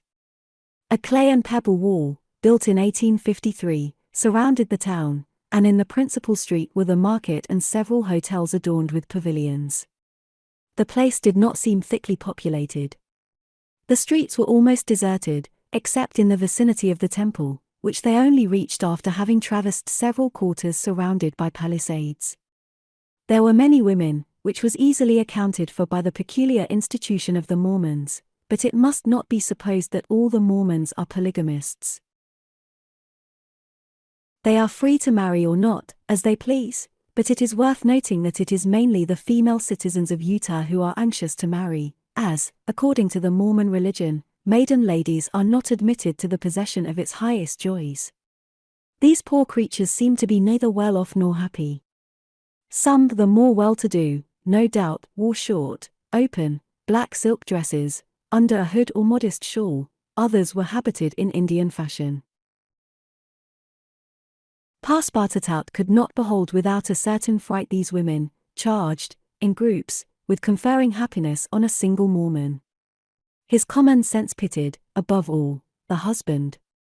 It seemed to him a terrible thing to have to guide so many wives at once across the vicissitudes of life, and to conduct them, as it were, in a body to the Mormon paradise with the prospect of seeing them in the company of the glorious Smith, who doubtless was the chief ornament of that delightful place, to all eternity.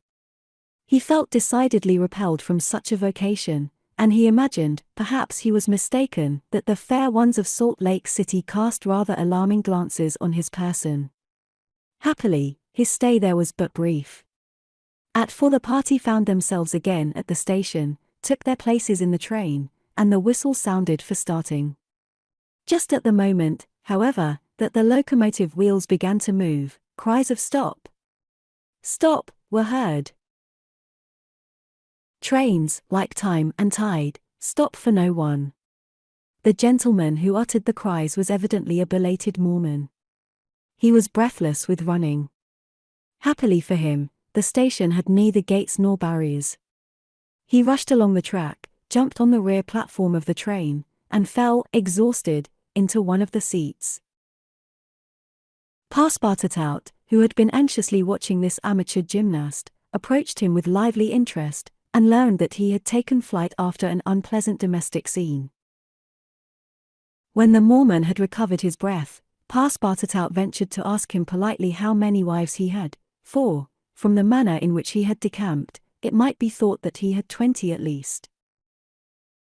"One, sir," replied the Mormon, raising his arms heavenward. "One, and that was enough." 28, in which Passepartout does not succeed in making anybody listen to reason. The train, on leaving Great Salt Lake at Ogden, passed northward for an hour as far as Weber River, having completed nearly 900 miles from San Francisco. From this point it took an easterly direction towards the jagged Wasatch Mountains. It was in the section included between this range and the Rocky Mountains that the American engineers found the most formidable difficulties in laying the road, and that the government granted a subsidy of $48,000 per mile, instead of $16,000 allowed for the work done on the plains. But the engineers, instead of violating nature, avoided its difficulties by winding around, instead of penetrating the rocks. One tunnel only, 14,000 feet in length, was pierced in order to arrive at the Great Basin. The track up to this time had reached its highest elevation at the Great Salt Lake. From this point it described a long curve, descending towards Bitter Creek Valley, to rise again to the dividing ridge of the waters between the Atlantic and the Pacific. There were many creeks in this mountainous region, and it was necessary to cross Muddy Creek, Green Creek, and others, upon culverts. Passepartout grew more and more impatient as they went on, while Fix longed to get out of this difficult region, and was more anxious than Phileas Fogg himself to be beyond the danger of delays and accidents, and set foot on English soil. At 10 o'clock at night the train stopped at Fort Bridger Station, and 20 minutes later entered Wyoming Territory, following the valley of Bitter Creek throughout. The next day, the 7th of December, they stopped for a quarter of an hour at Green River Station.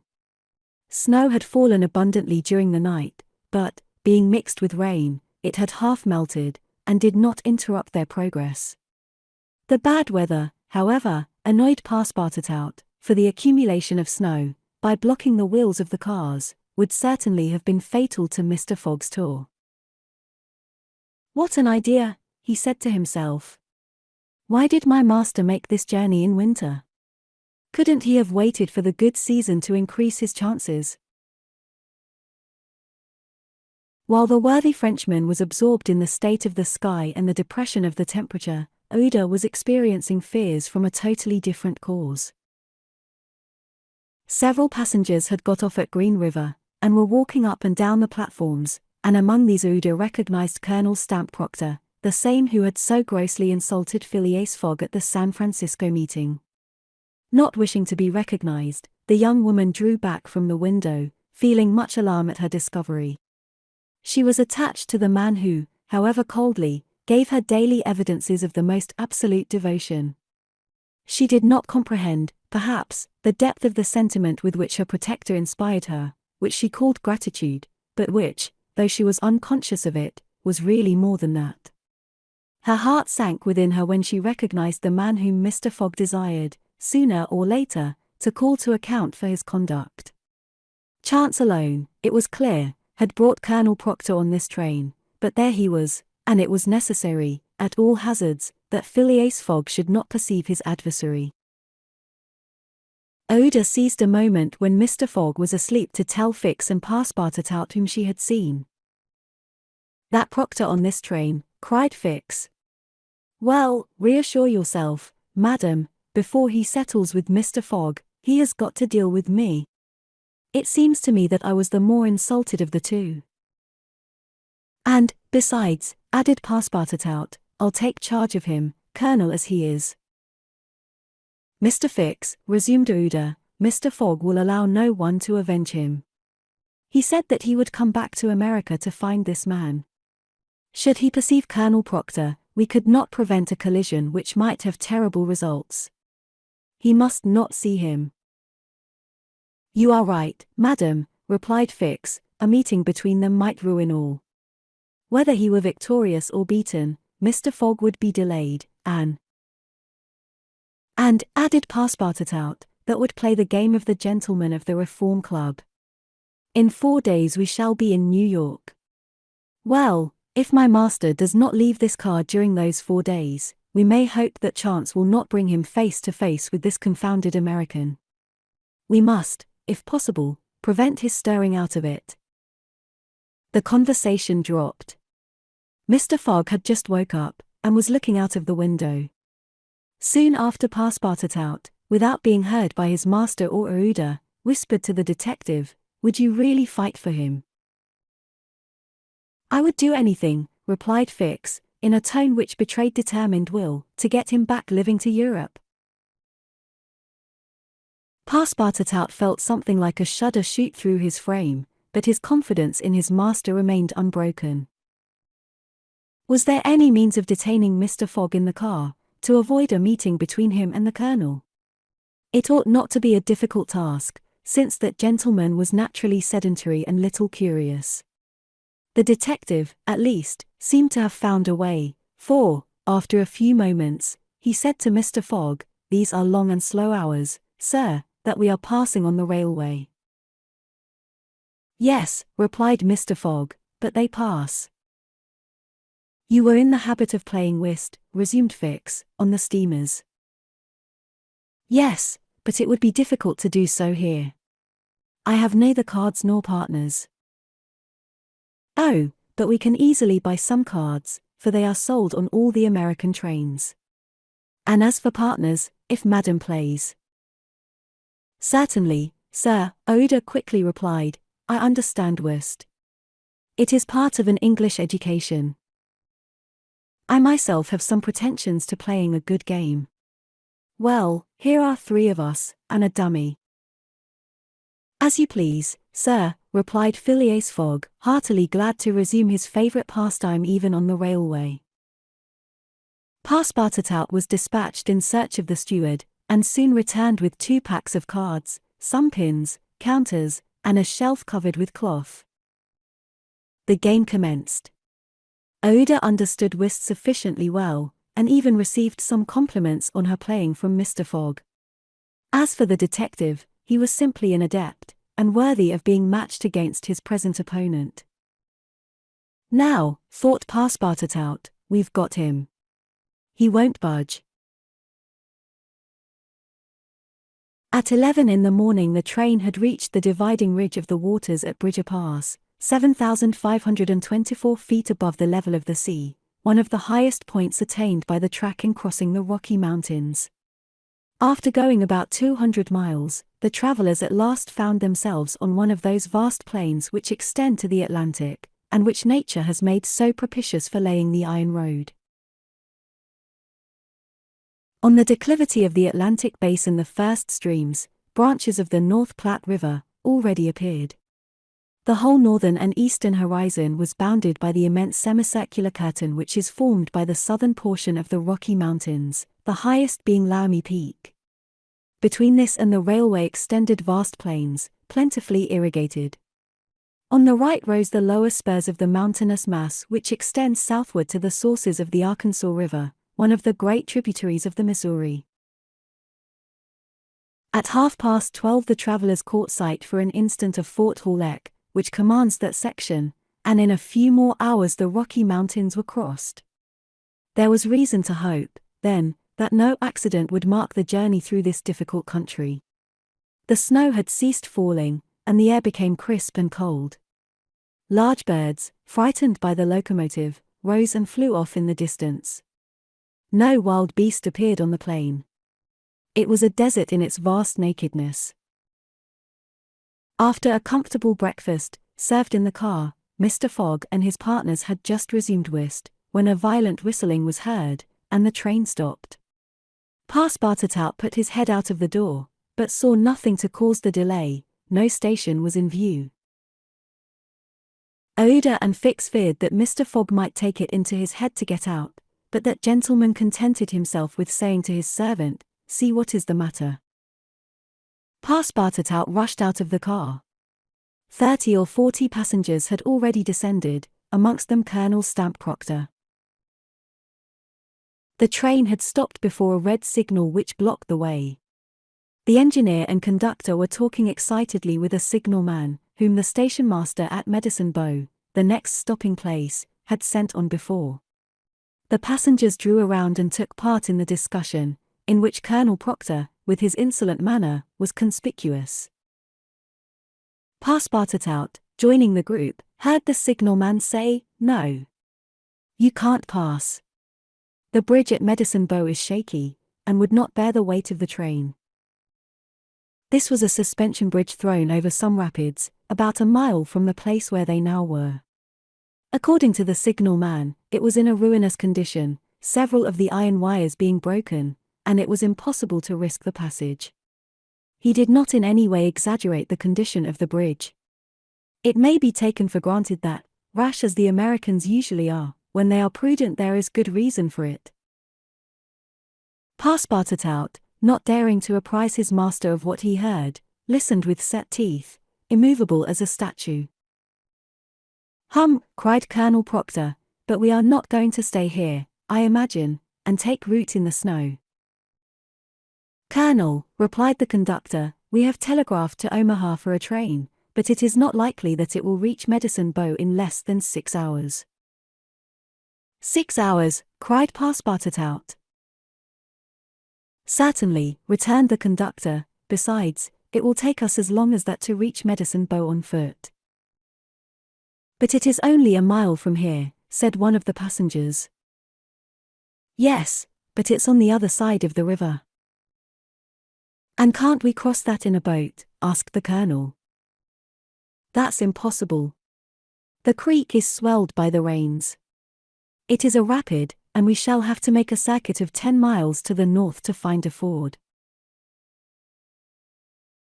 The colonel launched a volley of oaths, denouncing the railway company and the conductor, and Passepartout, who was furious, was not disinclined to make common cause with him. Here was an obstacle, indeed, which all his master's banknotes could not remove. There was a general disappointment among the passengers, who, without reckoning the delay, saw themselves compelled to trudge 15 miles over a plain covered with snow.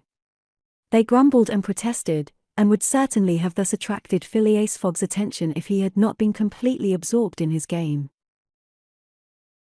Passepartout found that he could not avoid telling his master what had occurred, and, with hanging head, he was turning towards the car, when the engineer, a true Yankee, named Forster, called out, "Gentlemen, perhaps there is a way, after all, to get over." "On the bridge?" asked a passenger. "On the bridge." "With our train?" "With our train." Passepartout stopped short, and eagerly listened to the engineer. "But the bridge is unsafe," urged the conductor. "No matter," replied Forster, "I think that by putting on the very highest speed we might have a chance of getting over." "The devil," muttered Passepartout. But a number of the passengers were at once attracted by the engineer's proposal, and Colonel Proctor was especially delighted, and found the plan a very feasible one. He told stories about engineers leaping their trains over rivers without bridges, by putting on full steam, and many of those present avowed themselves of the engineer's mind. "We have 50 chances out of 100 of getting over," said one. 80. 90. Passepartout was astounded, and, though ready to attempt anything to get over Medicine Creek, thought the experiment proposed a little too American. Besides, thought he, there's a still more simple way, and it does not even occur to any of these people. "Sir," said he aloud to one of the passengers, "the engineer's plan seems to me a little dangerous, but—" 80 chances, replied the passenger, turning his back on him. "I know it," said Passepartout, turning to another passenger, "but a simple idea." "Ideas are no use," returned the American, shrugging his shoulders, "as the engineer assures us that we can pass." "Doubtless," urged Passepartout, "we can pass, but perhaps it would be more prudent." "What? Prudent?" cried Colonel Proctor, whom this word seemed to excite prodigiously. "At full speed, don't you see, at full speed?" "I know I see," repeated Passepartout, "but it would be, if not more prudent, since that word displeases you, at least more natural." "Who? What? What's the matter with this fellow?" cried several. The poor fellow did not know to whom to address himself. "Are you afraid?" asked Colonel Proctor. "I afraid? Very well, I will show these people that a Frenchman can be as American as they." "All aboard," cried the conductor. "Yes, all aboard," repeated Passepartout, "and immediately. But they can't prevent me from thinking that it would be more natural for us to cross the bridge on foot, and let the train come after." But no one heard this sage reflection, nor would anyone have acknowledged its justice. The passengers resumed their places in the cars. Passepartout took his seat without telling what had passed. The whist players were quite absorbed in their game. The locomotive whistled vigorously, the engineer, reversing the steam, backed the train for nearly a mile, retiring, like a jumper, in order to take a longer leap. Then, with another whistle, he began to move forward, the train increased its speed, and soon its rapidity became frightful. A prolonged screech issued from the locomotive, the piston worked up and down 20 strokes to the second. They perceived that the whole train, rushing on at the rate of 100 miles an hour, hardly bore upon the rails at all. And they passed over. It was like a flash. No one saw the bridge. The train leaped, so to speak, from one bank to the other, and the engineer could not stop it until it had gone 5 miles beyond the station. But scarcely had the train passed the river, when the bridge, completely ruined, fell with a crash into the rapids of Medicine Bow. 29. In which certain incidents are narrated which are only to be met with on American railroads. The train pursued its course, that evening, without interruption, passing Fort Saunders, crossing Cheney Pass, and reaching Evans Pass. The road here attained the highest elevation of the journey, 8,092 feet above the level of the sea. The travelers had now only to descend to the Atlantic by limitless plains, leveled by nature. A branch of the Grand Trunk led off southward to Denver, the capital of Colorado. The country roundabout is rich in gold and silver, and more than 50,000 inhabitants are already settled there. 1,382 miles had been passed over from San Francisco. In 3 days and 3 nights, 4 days and nights more would probably bring them to New York. Phileas Fogg was not as yet behindhand. During the night Camp Walbark was passed on the left, Lodgepole Creek ran parallel with the road, marking the boundary between the territories of Wyoming and Colorado. They entered Nebraska at 11, passed near Sedgwick, and touched at Julesburg, on the southern branch of the Platte River. It was here that the Union Pacific Railroad was inaugurated on the 23rd of October, 1867, by the chief engineer, General Dodge. 2 powerful locomotives, carrying 9 cars of invited guests, amongst whom was Thomas C. Durant, vice president of the road, stopped at this point. Cheers were given, the Sioux and Pawnees performed an imitation Indian battle, fireworks were let off, and the first number of the Railway Pioneer was printed by a press brought on the train. Thus was celebrated the inauguration of this great railroad, a mighty instrument of progress and civilization, thrown across the desert, and destined to link together cities and towns which do not yet exist. The whistle of the locomotive, more powerful than Amphion's lyre, was about to bid them rise from American soil. Fort McPherson was left behind at 8 in the morning, and 357 miles had yet to be traversed before reaching Omaha. The road followed the capricious windings of the southern branch of the Platte River, on its left bank. At 9 the train stopped at the important town of North Platte, built between the two arms of the river, which rejoin each other around it and form a single artery, a large tributary, whose waters empty into the Missouri a little above Omaha. The 101st meridian was passed. Mr. Fogg and his partners had resumed their game. No one, not even the dummy, complained of the length of the trip. Fix had begun by winning several guineas, which he seemed likely to lose, but he showed himself a not less eager whist player than Mr. Fogg. During the morning, chance distinctly favored that gentleman. Trumps and honors were showered upon his hands. Once, having resolved on a bold stroke, he was on the point of playing a spade, when a voice behind him said, "I should play a diamond." Mr. Fogg, Oda, and Fix raised their heads, and beheld Colonel Proctor. Stamp Proctor and Phileas Fogg recognized each other at once. "Ah! It's you, is it, Englishman?" cried the Colonel. "It's you who are going to play a spade." "And who plays it?" replied Phileas Fogg coolly, throwing down the 10 of spades. "Well, it pleases me to have it diamonds," replied Colonel Proctor, in an insolent tone. He made a movement as if to seize the card which had just been played, adding, "You don't understand anything about whist."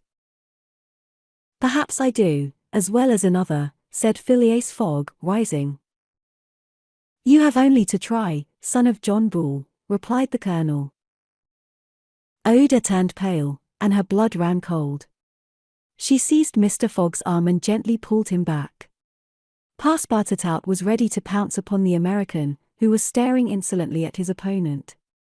But Fix got up, and, going to Colonel Proctor, said, "You forget that it is I with whom you have to deal, sir, for it was I whom you not only insulted, but struck." "Mr. Fix," said Mr. Fogg, "pardon me, but this affair is mine, and mine only. The Colonel has again insulted me, by insisting that I should not play a spade, and he shall give me satisfaction for it." "When and where you will," replied the American, "and with whatever weapon you choose." Oda in vain attempted to retain Mr. Fogg, as vainly did the detective endeavor to make the quarrel his. Passepartout wished to throw the Colonel out of the window, but a sign from his master checked him. Phileas Fogg left the car, and the American followed him upon the platform. "Sir," said Mr. Fogg to his adversary, "I am in a great hurry to get back to Europe, and any delay whatever will be greatly to my disadvantage." "Well, what's that to me?" replied Colonel Proctor. "Sir," said Mr. Fogg, very politely, "after our meeting at San Francisco, I determined to return to America and find you as soon as I had completed the business which called me to England." "Really? Will you appoint a meeting for 6 months hence? Why not 10 years hence?" "I say 6 months," returned Phileas Fogg, "and I shall be at the place of meeting promptly." "All this is an evasion," cried Stamp Proctor. "Now or never." "Very good. You are going to New York?" "No." "To Chicago?" "No." "To Omaha?" "What difference is it to you? Do you know Plum Creek?" "No," replied Mr. Fogg. "It's the next station. The train will be there in an hour, and will stop there 10 minutes. In 10 minutes several revolver shots could be exchanged." "Very well," said Mr. Fogg. "I will stop at Plum Creek." "And I guess you'll stay there too," added the American insolently. "Who knows," replied Mr. Fogg, returning to the car as coolly as usual. He began to reassure Ouida, telling her that blusterers were never to be feared, and begged Fix to be his second at the approaching duel, a request which the detective could not refuse. Mr. Fogg resumed the interrupted game with perfect calmness. At 11 o'clock the locomotive's whistle announced that they were approaching Plum Creek Station. Mr. Fogg rose, and, followed by Fix, went out upon the platform. Passepartout accompanied him, carrying a pair of revolvers. Ouida remained in the car, as pale as death. The door of the next car opened, and Colonel Proctor appeared on the platform, attended by a Yankee of his own stamp as his second. But just as the combatants were about to step from the train, the conductor hurried up, and shouted, "You can't get off, gentlemen." "Why not?" asked the colonel. "We are 20 minutes late, and we shall not stop." "But I am going to fight a duel with this gentleman." "I am sorry," said the conductor, "but we shall be off at once. There's the bell ringing now." The train started. "I'm really very sorry, gentlemen," said the conductor. "Under any other circumstances I should have been happy to oblige you. But, after all, as you have not had time to fight here, why not fight as we go along?" "That wouldn't be convenient, perhaps, for this gentleman," said the colonel, in a jeering tone. "It would be perfectly so," replied Phileas Fogg. "Well, we are really in America," thought Passepartout, "and the conductor is a gentleman of the first order." So muttering, he followed his master. The two combatants, their seconds, and the conductor passed through the cars to the rear of the train. The last car was only occupied by a dozen passengers, whom the conductor politely asked if they would not be so kind as to leave it vacant for a few moments, as two gentlemen had an affair of honor to settle. The passengers granted the request with alacrity, and straightway disappeared on the platform. The car, which was some 50 feet long, was very convenient for their purpose. The adversaries might march on each other in the aisle, and fire at their ease. Never was duel more easily arranged. Mr. Fogg and Colonel Proctor, each provided with 2 six-barreled revolvers, entered the car. The seconds, remaining outside, shut them in. They were to begin firing at the first whistle of the locomotive. After an interval of 2 minutes, what remained of the two gentlemen would be taken from the car. Nothing could be more simple. Indeed, it was all so simple that Fix and Passepartout felt their hearts beating as if they would crack. They were listening for the whistle agreed upon, when suddenly savage cries resounded in the air, accompanied by reports which certainly did not issue from the car where the duelists were.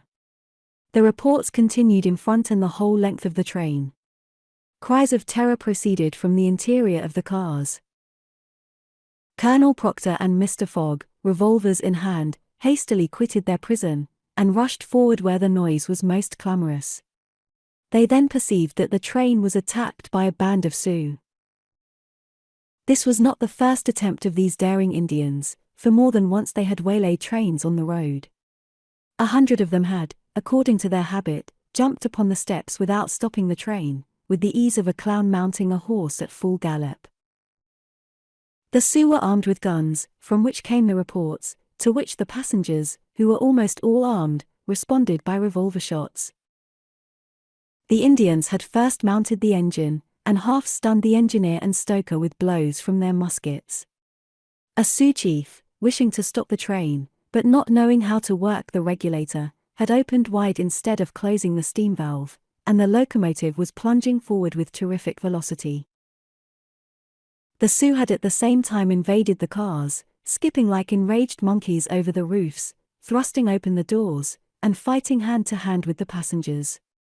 Penetrating the baggage car, they pillaged it, throwing the trunks out of the train.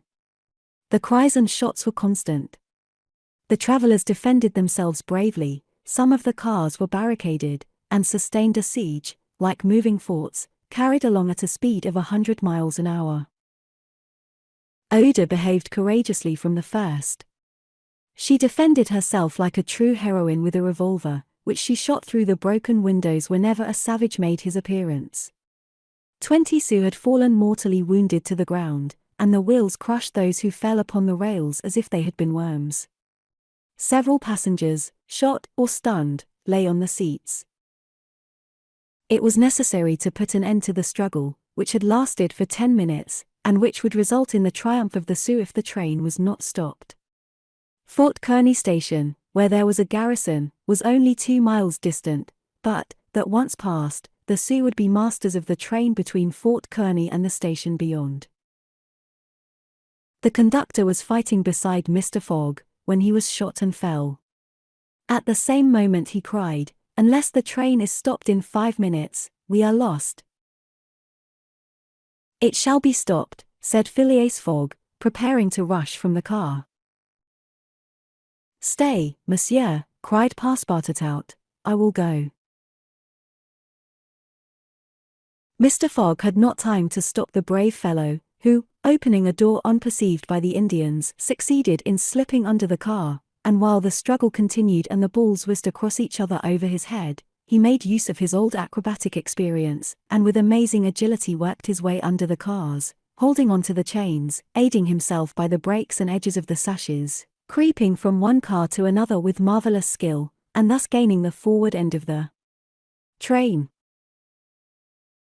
There, suspended by one hand between the baggage car and the tender, with the other he loosened the safety chains, but, owing to the traction, he would never have succeeded in unscrewing the yoking bar, had not a violent concussion jolted this bar out.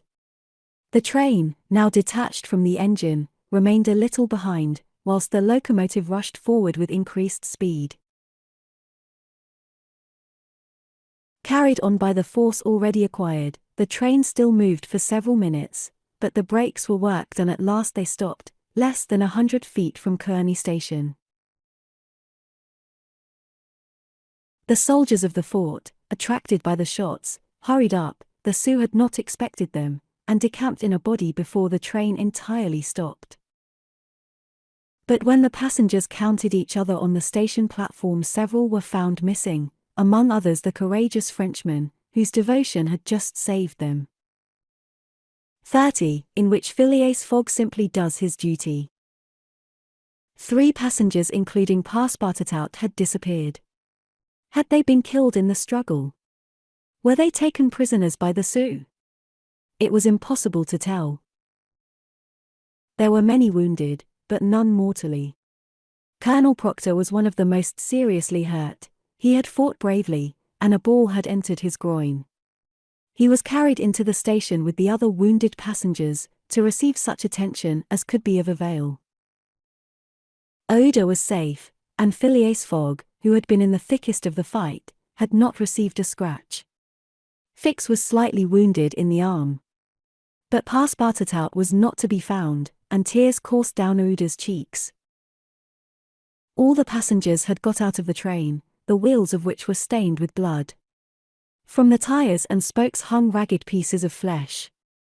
As far as the eye could reach on the white plain behind, red trails were visible.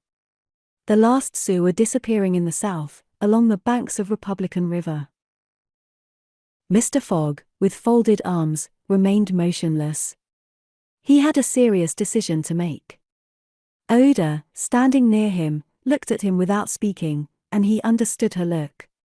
If his servant was a prisoner, ought he not to risk everything to rescue him from the Indians? "I will find him, living or dead," said he quietly to Oda. "Ah, Mr. Fogg," cried she, clasping his hands and covering them with tears. "Living," added Mr. Fogg, "if we do not lose a moment." Phileas Fogg, by this resolution, inevitably sacrificed himself. He pronounced his own doom. The delay of a single day would make him lose the steamer at New York, and his bet would be certainly lost. But as he thought, "It is my duty," he did not hesitate. The commanding officer of Fort Kearny was there. 100 of his soldiers had placed themselves in a position to defend the station, should the Sioux attack it. "Sir," said Mr. Fogg to the captain, 3 passengers have disappeared. Dead? Asked the captain. Dead or prisoners, that is the uncertainty which must be solved. Do you propose to pursue the Sioux?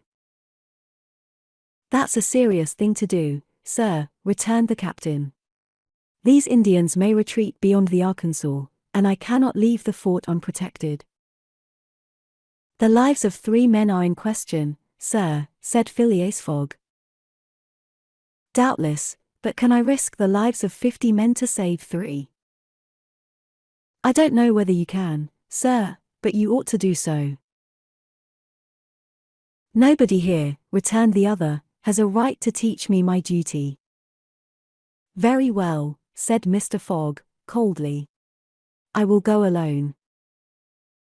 You, sir, cried Fix, coming up, you go alone in pursuit of the Indians. Would you have me leave this poor fellow to perish, him to whom every one present owes his life? I shall go. No, sir, you shall not go alone, cried the captain, touched in spite of himself. No. You are a brave man. 30 volunteers, he added, turning to the soldiers. The whole company started forward at once. The captain had only to pick his men. 30 were chosen, and an old sergeant placed at their head. Thanks, Captain, said Mr. Fogg. Will you let me go with you? Asked Fix. Do as you please, sir. But if you wish to do me a favor, you will remain with Ouida. In case anything should happen to me. A sudden pallor overspread the detective's face. Separate himself from the man whom he had so persistently followed step by step. Leave him to wander about in this desert. Fix gazed attentively at Mr. Fogg, and, despite his suspicions and of the struggle which was going on within him, he lowered his eyes before that calm and frank look. I will stay, said he. A few moments after, Mr. Fogg pressed the young woman's hand, and, having confided to her his precious carpet bag, went off with the sergeant and his little squad. But, before going, he had said to the soldiers, My friends, I will divide $5,000 among you, if we save the prisoners. It was then a little past noon. Ouida retired to a waiting room, and there she waited alone, thinking of the simple and noble generosity, the tranquil courage of Phileas Fogg. He had sacrificed his fortune, and was now risking his life, all without hesitation, from duty, in silence. Fix did not have the same thoughts, and could scarcely conceal his agitation. He walked feverishly up and down the platform, but soon resumed his outward composure. He now saw the folly of which he had been guilty in letting Fogg go alone. What? This man, whom he had just followed around the world, was permitted now to separate himself from him. He began to accuse and abuse himself, and, as if he were director of police, administered to himself a sound lecture for his greenness. I have been an idiot, he thought, and this man will see it. He has gone, and won't come back. But how is it that I, Fix, who have in my pocket a warrant for his arrest, have been so fascinated by him? Decidedly, I am nothing but an ass. So reasoned the detective, while the hours crept by all too slowly. He did not know what to do. Sometimes he was tempted to tell Ouida all, but he could not doubt how the young woman would receive his confidences. What course should he take? He thought of pursuing Fogg across the vast white plains. It did not seem impossible that he might overtake him. Footsteps were easily printed on the snow. But soon, under a new sheet, every imprint would be effaced. Fix became discouraged. He felt a sort of insurmountable longing to abandon the game altogether. He could now leave Fort Kearny Station, and pursue his journey homeward in peace. Towards 2 o'clock in the afternoon, while it was snowing hard, long whistles were heard approaching from the east. A great shadow, preceded by a wild light, slowly advanced, appearing still larger through the mist, which gave it a fantastic aspect. No train was expected from the east, neither had there been time for the succor asked for by telegraph to arrive, the train from Omaha to San Francisco was not due till the next day. The mystery was soon explained. The locomotive, which was slowly approaching with deafening whistles, was that which, having been detached from the train, had continued its route with such terrific rapidity, carrying off the unconscious engineer and stoker. It had run several miles, when, the fire becoming low for want of fuel, the steam had slackened, and it had finally stopped an hour after, some 20 miles beyond Fort Kearny. Neither the engineer nor the stoker was dead, and, after remaining for some time in their swoon, had come to themselves. The train had then stopped. The engineer, when he found himself in the desert, and the locomotive without cars, understood what had happened. He could not imagine how the locomotive had become separated from the train, but he did not doubt that the train left behind was in distress. He did not hesitate what to do. It would be prudent to continue on to Omaha, for it would be dangerous to return to the train, which the Indians might still be engaged in pillaging. Nevertheless, he began to rebuild the fire in the furnace, the pressure again mounted, and the locomotive returned, running backwards to Fort Kearny. This it was which was whistling in the mist. The travelers were glad to see the locomotive resume its place at the head of the train. They could now continue the journey so terribly interrupted. Oda, on seeing the locomotive come up, hurried out of the station, and asked the conductor, "Are you going to start?" "At once, madam." "But the prisoners, our unfortunate fellow travelers?" "I cannot interrupt the trip," replied the conductor. "We are already 3 hours behind time." "And when will another train pass here from San Francisco?" "Tomorrow evening, madam." "Tomorrow evening? But then it will be too late." "We must wait." "It is impossible," responded the conductor. "If you wish to go, please get in." "I will not go," said Ouda. Fix had heard this conversation. A little while before, when there was no prospect of proceeding on the journey, he had made up his mind to leave Fort Kearny, but now that the train was there, ready to start, and he had only to take his seat in the car, an irresistible influence held him back. The station platform burned his feet, and he could not stir. The conflict in his mind again began, anger and failure stifled him. He wished to struggle on to the end. Meanwhile the passengers and some of the wounded, among them Colonel Proctor, whose injuries were serious, had taken their places in the train. The buzzing of the overheated boiler was heard, and the steam was escaping from the valves. The engineer whistled, the train started, and soon disappeared, mingling its white smoke with the eddies of the densely falling snow. The detective had remained behind. Several hours passed. The weather was dismal, and it was very cold. Fix sat motionless on a bench in the station. He might have been thought asleep. Oda, despite the storm, kept coming out of the waiting room, going to the end of the platform, and peering through the tempest of snow, as if to pierce the mist which narrowed the horizon around her, and to hear, if possible, some welcome sound. She heard and saw nothing. Then she would return, chilled through, to issue out again after the lapse of a few moments, but always in vain.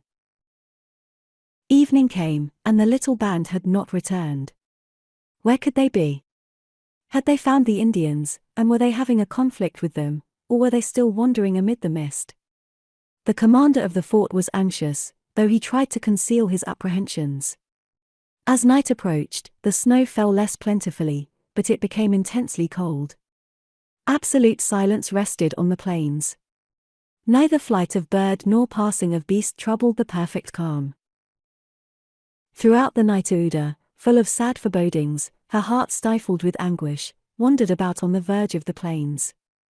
Her imagination carried her far off, and showed her innumerable dangers. What she suffered through the long hours it would be impossible to describe. Fix remained stationary in the same place, but did not sleep. Once a man approached and spoke to him, and the detective merely replied by shaking his head. Thus the night passed. At dawn, the half-extinguished disk of the sun rose above a misty horizon, but it was now possible to recognize objects 2 miles off. Phileas Fogg and the squad had gone southward. In the south all was still vacancy.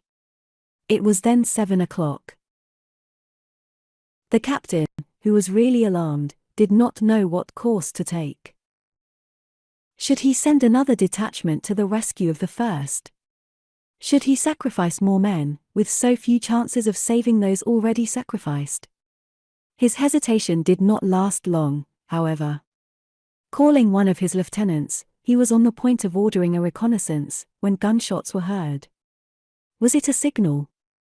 The soldiers rushed out of the fort, and half a mile off they perceived a little band returning in good order. Mr. Fogg was marching at their head, and just behind him were Passepartout and the other 2 travelers, rescued from the Sioux. They had met and fought the Indians 10 miles south of Fort Kearny. Shortly before the detachment arrived, Passepartout and his companions had begun to struggle with their captors, 3 of whom the Frenchman had felled with his fists, when his master and the soldiers hastened up to their relief. All were welcomed with joyful cries. Phileas Fogg distributed the reward he had promised to the soldiers, while Passepartout, not without reason, muttered to himself, "It must certainly be confessed that I cost my master dear." Fix, without saying a word, looked at Mr. Fogg, and it would have been difficult to analyze the thoughts which struggled within him. As for Uda, she took her protector's hand and pressed it in her own, too much moved to speak. Meanwhile, Passepartout was looking about for the train. He thought he should find it there, ready to start for Omaha, and he hoped that the time lost might be regained. "The train! The train!" cried he. "Gone," replied Fix. "And when does the next train pass here?" said Phileas Fogg. "Not till this evening." "Ah," returned the impassible gentleman quietly. 31. In which Fix, the detective, considerably furthers the interests of Phileas Fogg. Phileas Fogg found himself 20 hours behind time. Passepartout, the involuntary cause of this delay, was desperate. He had ruined his master. At this moment the detective approached Mr. Fogg, and, looking him intently in the face, said, "Seriously, sir, are you in great haste?" "Quite seriously." "I have a purpose in asking," resumed Fix. "Is it absolutely necessary that you should be in New York on the 11th, before 9 o'clock in the evening, the time that the steamer leaves for Liverpool?" "It is absolutely necessary." "And, if your journey had not been interrupted by these Indians, you would have reached New York on the morning of the 11th? "Yes, with 11 hours to spare before the steamer left." "Good. You are therefore 20 hours behind. 12 from 20 leaves 8. You must regain 8 hours. Do you wish to try to do so?" "On foot?" asked Mr. Fogg. "No, on a sledge," replied Fix. "On a sledge with sails. A man has proposed such a method to me." It was the man who had spoken to Fix during the night, and whose offer he had refused. Phileas Fogg did not reply at once, but Fix, having pointed out the man, who was walking up and down in front of the station, Mr. Fogg went up to him. An instant after, Mr. Fogg and the American, whose name was Mudge, entered a hut built just below the fort. There Mr. Fogg examined a curious vehicle, a kind of frame on 2 long beams, a little raised in front like the runners of a sledge, and upon which there was room for 5 or 6 persons. A high mast was fixed on the frame, held firmly by metallic lashings, to which was attached a large brigantine sail. This mast held an iron stay upon which to hoist a jibsail. Behind, a sort of rudder served to guide the vehicle. It was, in short, a sledge rigged like a sloop. During the winter, when the trains are blocked up by the snow, these sledges make extremely rapid journeys across the frozen plains from one station to another. Provided with more sails than a cutter, and with the wind behind them, they slip over the surface of the prairies with a speed equal if not superior to that of the express trains. Mr. Fogg readily made a bargain with the owner of this landcraft. The wind was favorable, being fresh, and blowing from the west. The snow had hardened, and Mudge was very confident of being able to transport Mr. Fogg in a few hours to Omaha. Thence the trains east would run frequently to Chicago and New York. It was not impossible that the lost time might yet be recovered, and such an opportunity was not to be rejected. Not wishing to expose Ada to the discomforts of traveling in the open air, Mr. Fogg proposed to leave her with Passepartout at Fort Kearny, the servant taking upon himself to escort her to Europe by a better route and under more favorable conditions. But Ada refused to separate from Mr. Fogg, and Passepartout was delighted with her decision, for nothing could induce him to leave his master while Fix was with him. It would be difficult to guess the detective's thoughts. Was this conviction shaken by Phileas Fogg's return, or did he still regard him as an exceedingly shrewd rascal, who, his journey round the world completed, would think himself absolutely safe in England? Perhaps Fix's opinion of Phileas Fogg was somewhat modified, but he was nevertheless resolved to do his duty, and to hasten the return of the whole party to England as much as possible. At 8 o'clock the sledge was ready to start. The passengers took their places on it, and wrapped themselves up closely in their travelling cloaks. The two great sails were hoisted, and under the pressure of the wind the sledge slid over the hardened snow with a velocity of 40 miles an hour. The distance between Fort Kearny and Omaha, as the birds fly, is at most 200 miles. If the wind held good, the distance might be traversed in 5 hours. If no accident happened, the sledge might reach Omaha by 1 o'clock. What a journey! The travelers, huddled close together, could not speak for the cold, intensified by the rapidity at which they were going. The sledge sped on as lightly as a boat over the waves. When the breeze came skimming the earth, the sledge seemed to be lifted off the ground by its sails. Mudge, who was at the rudder, kept in a straight line, and by a turn of his hand checked the lurches which the vehicle had a tendency to make. All the sails were up, and the jib was so arranged as not to screen the brigantine. A topmast was hoisted, and another jib, held out to the wind, added its force to the other sails. Although the speed could not be exactly estimated, the sledge could not be going at less than 40 miles an hour. "If nothing breaks," said Mudge, "we shall get there." Mr. Fogg had made it for Mudge's interest to reach Omaha within the time agreed on, by the offer of a handsome reward. The prairie, across which the sledge was moving in a straight line, was as flat as a sea. It seemed like a vast frozen lake. The railroad which ran through this section ascended from the southwest to the northwest by Great Island, Columbus, an important Nebraska town, Schuyler, and Fremont, to Omaha. It followed throughout the right bank of the Platte River. The sledge, shortening this route, took a chord of the arc described by the railway. Mudge was not afraid of being stopped by the Platte River, because it was frozen. The road, then, was quite clear of obstacles, and Phileas Fogg had but two things to fear: an accident to the sledge, and a change or calm in the wind. But the breeze, far from lessening its force, blew as if to bend the mast, which, however, the metallic lashings held firmly. These lashings, like the chords of a stringed instrument, resounded as if vibrated by a violin bow. The sledge slid along in the midst of a plaintively intense melody. "Those chords give the fifth and the octave," said Mr. Fogg. These were the only words he uttered during the journey. Oda, cosily packed in furs and cloaks, was sheltered as much as possible from the attacks of the freezing wind. As for Passepartout, his face was as red as the sun's disk when it sets in the mist, and he laboriously inhaled the biting air. With his natural buoyancy of spirits, he began to hope again. They would reach New York on the evening, if not on the morning, of the 11th, and there was still some chances that it would be before the steamer sailed for Liverpool. Passepartout even felt a strong desire to grasp his ally, Fix, by the hand. He remembered that it was the detective who procured the sledge, the only means of reaching Omaha in time, but, checked by some presentiment, he kept his usual reserve. One thing, however, Passepartout would never forget, and that was the sacrifice which Mr. Fogg had made, without hesitation, to rescue him from the Sioux. Mr. Fogg had risked his fortune and his life. No. His servant would never forget that.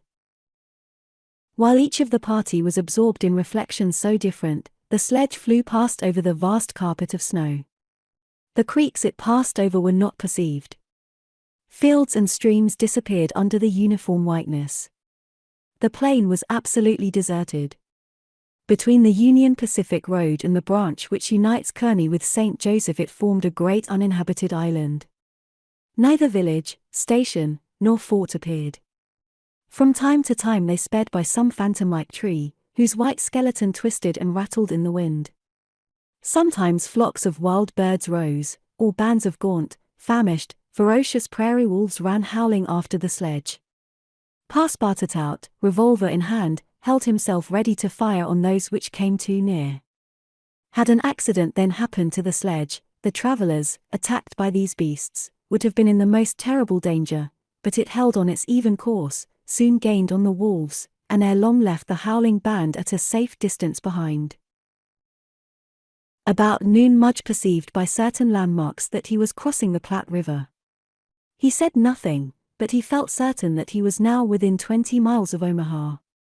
In less than an hour he left the rudder and furled his sails, whilst the sledge, carried forward by the great impetus the wind had given it, went on half a mile further with its sails unspread.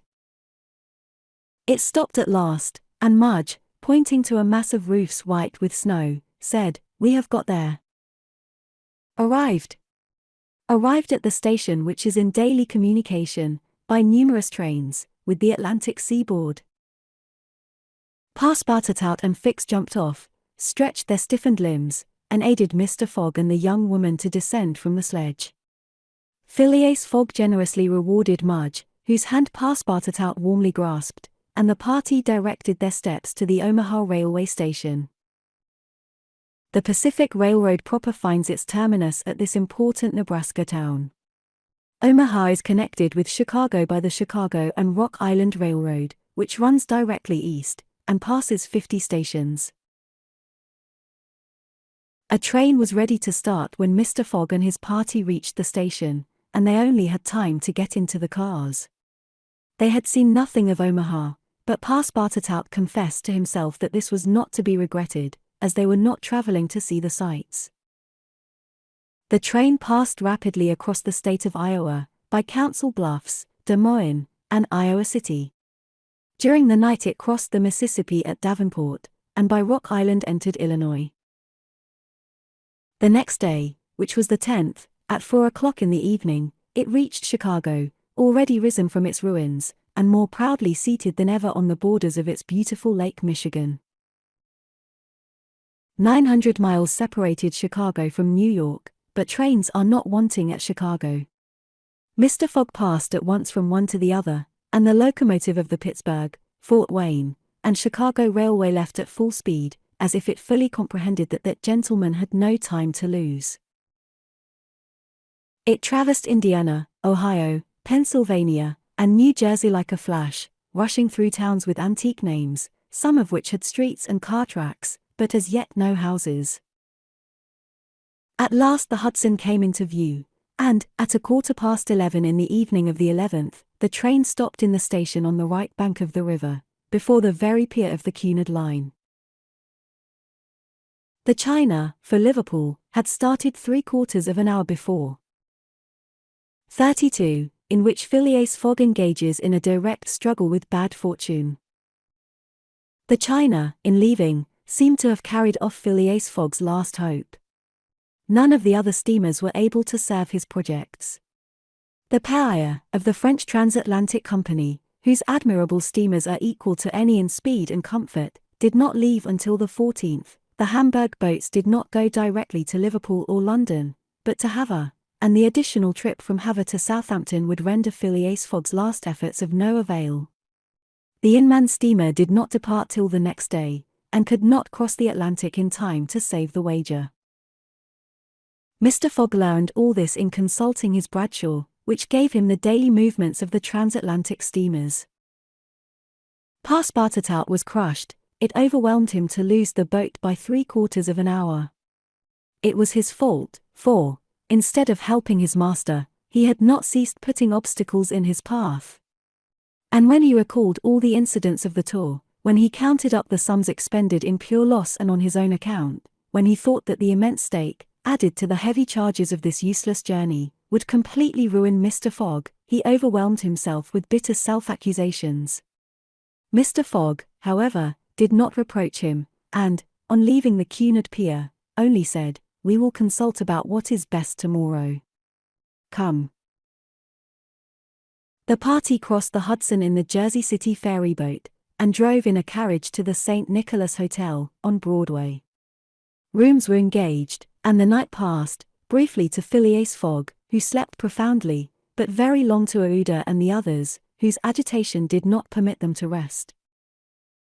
The next day was the 12th of December. From 7 in the morning of the 12th to 9:15 in the evening of the 21st there were 9 days, 13 hours, and 45 minutes. If Phileas Fogg had left in the China, one of the fastest steamers on the Atlantic, he would have reached Liverpool, and then London, within the period agreed upon. Mr. Fogg left the hotel alone, after giving Passepartout instructions to await his return, and inform Ouida to be ready at an instant's notice.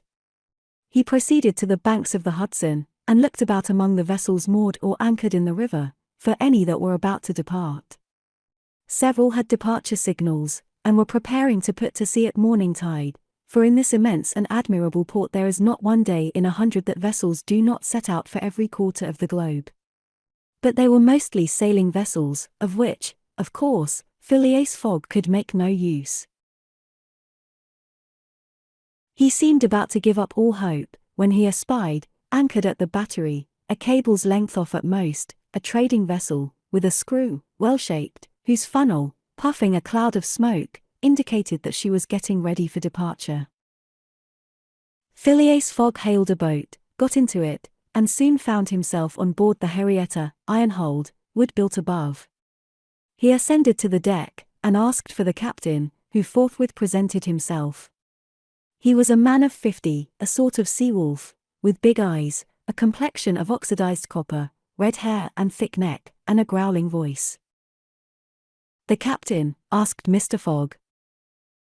"I am the captain. I am Phileas Fogg, of London. And I am Andrew Speedy, of Cardiff. You are going to put to sea?" "In an hour." "You are bound for Bordeaux. And your cargo?" "No freight. Going in ballast." "Have you any passengers?" "No passengers. Never have passengers. Too much in the way." "Is your vessel a swift one?" "Between 11 and 12 knots. The Henrietta, well known." "Will you carry me and 3 other persons to Liverpool?" "To Liverpool? Why not to China?" "I said Liverpool." "No. No. No. I am setting out for Bordeaux, and shall go to Bordeaux." "Money is no object?" "None." The captain spoke in a tone which did not admit of a reply. "But the owners of the Henrietta," resumed Phileas Fogg. "The owners are myself," replied the captain. "The vessel belongs to me." "I will freight it for you." "No." "I will buy it of you." "No." Phileas Fogg did not betray the least disappointment, but the situation was a grave one. It was not at New York as at Hong Kong, nor with the captain of the Henrietta as with the captain of the Tankadere. Up to this time money had smoothed away every obstacle. Now money failed. Still, some means must be found to cross the Atlantic on a boat, unless by balloon, which would have been venturesome, besides not being capable of being put in practice. It seemed that Phileas Fogg had an idea, for he said to the captain, "Well, will you carry me to Bordeaux?" No, not if you paid me $200. I offer you 2,000. Apiece? Apiece. And there are 4 of you. 4. Captain Speedy began to scratch his head. There were $8,000 to gain, without changing his route, for which it was well worth conquering the repugnance he had for all kinds of passengers. Besides, passengers at $2,000 are no longer passengers, but valuable merchandise. I start at 9 o'clock, said Captain Speedy, simply. Are you and your party ready? We will be on board at 9 o'clock, replied, no less simply, Mr. Fogg. It was 8:30. To disembark from the Henrietta, jump into a hack, hurry to the St. Nicholas, and return with Ouida, Passepartout, and even the inseparable Fix was the work of a brief time, and was performed by Mr. Fogg with the coolness which never abandoned him. They were on board when the Henrietta made ready to weigh anchor. When Passepartout heard what this last voyage was going to cost, he uttered a prolonged "oh," which extended throughout his vocal gamut. As for Fix, he said to himself that the Bank of England would certainly not come out of this affair well indemnified. When they reached England, even if Mr. Fogg did not throw some handfuls of bank bills into the sea, more than £7,000 would have been spent. 33, in which Phileas Fogg shows himself equal to the occasion. An hour after, the Henrietta passed the lighthouse which marks the entrance of the Hudson, turned the point of Sandy Hook, and put to sea. During the day she skirted Long Island, passed Fire Island, and directed her course rapidly eastward. At noon the next day, a man mounted the bridge to ascertain the vessel's position. It might be thought that this was Captain Speedy. Not the least in the world. It was Phileas Fogg, Esquire. As for Captain Speedy, he was shut up in his cabin under lock and key, and was uttering loud cries, which signified an anger at once pardonable and excessive. What had happened was very simple. Phileas Fogg wished to go to Liverpool, but the captain would not carry him there. Then Phileas Fogg had taken passage for Bordeaux, and, during the 30 hours he had been on board, had so shrewdly managed with his banknotes that the sailors and stokers, who were only an occasional crew, and were not on the best terms with the captain, went over to him in a body. This was why Phileas Fogg was in command instead of Captain Speedy, why the captain was a prisoner in his cabin, and why, in short, the Henrietta was directing her course towards Liverpool. It was very clear, to see Mr. Fogg manage the craft, that he had been a sailor. How the adventure ended will be seen anon. Ouida was anxious, though she said nothing. As for Passepartout, he thought Mr. Fogg's manoeuvres simply glorious. The captain had said between 11 and 12 knots, and the Henrietta confirmed his prediction. If, then, for there were ifs still, the sea did not become too boisterous, if the wind did not veer round to the east, if no accident happened to the boat or its machinery, the Henrietta might cross the 3,000 miles from New York to Liverpool in the 9 days, between the 12th and the 21st of December. It is true that, once arrived, the affair on board the Henrietta, added to that of the Bank of England, might create more difficulties for Mr. Fogg than he imagined or could desire. During the first days, they went along smoothly enough. The sea was not very unpropitious, the wind seemed stationary in the northeast, the sails were hoisted, and the Henrietta ploughed across the waves like a real transatlantic steamer. Passepartout was delighted. His master's last exploit, the consequences of which he ignored, enchanted him. Never had the crew seen so jolly and dexterous a fellow. He formed warm friendships with the sailors, and amazed them with his acrobatic feats. He thought they managed the vessel like gentlemen, and that the stokers fired up like heroes. His loquacious good humor infected everyone. He had forgotten the past, its vexations and delays. He only thought of the end, so nearly accomplished, and sometimes he boiled over with impatience, as if heated by the furnaces of the Henrietta. Often, also, the worthy fellow revolved around Fix, looking at him with a keen, distrustful eye, but he did not speak to him, for their old intimacy no longer existed. Fix, it must be confessed, understood nothing of what was going on. The conquest of the Henrietta, the bribery of the crew, Fogg managing the boat like a skilled seaman, amazed and confused him. He did not know what to think. For, after all, a man who began by stealing £55,000 might end by stealing a vessel, and Fix was not unnaturally inclined to conclude that the Henrietta under Fogg's command was not going to Liverpool at all, but to some part of the world where the robber, turned into a pirate, would quietly put himself in safety. The conjecture was at least a plausible one, and the detective began to seriously regret that he had embarked on the affair. As for Captain Speedy, he continued to howl and growl in his cabin, and Passepartout, whose duty it was to carry him his meals, courageous as he was, took the greatest precautions. Mr. Fogg did not seem even to know that there was a captain on board. On the 13th they passed the edge of the banks of Newfoundland, a dangerous locality. During the winter, especially, there are frequent fogs and heavy gales of wind. Ever since the evening before, the barometer, suddenly falling, had indicated an approaching change in the atmosphere, and during the night the temperature varied, the cold became sharper, and the wind veered to the southeast. This was a misfortune. Mr. Fogg, in order not to deviate from his course, furled his sails and increased the force of the steam, but the vessel's speed slackened, owing to the state of the sea, the long waves of which broke against the stern. She pitched violently, and this retarded her progress. The breeze little by little swelled into a tempest, and it was to be feared that the Henrietta might not be able to maintain herself upright on the waves. Passepartout's visage darkened with the skies, and for 2 days the poor fellow experienced constant fright.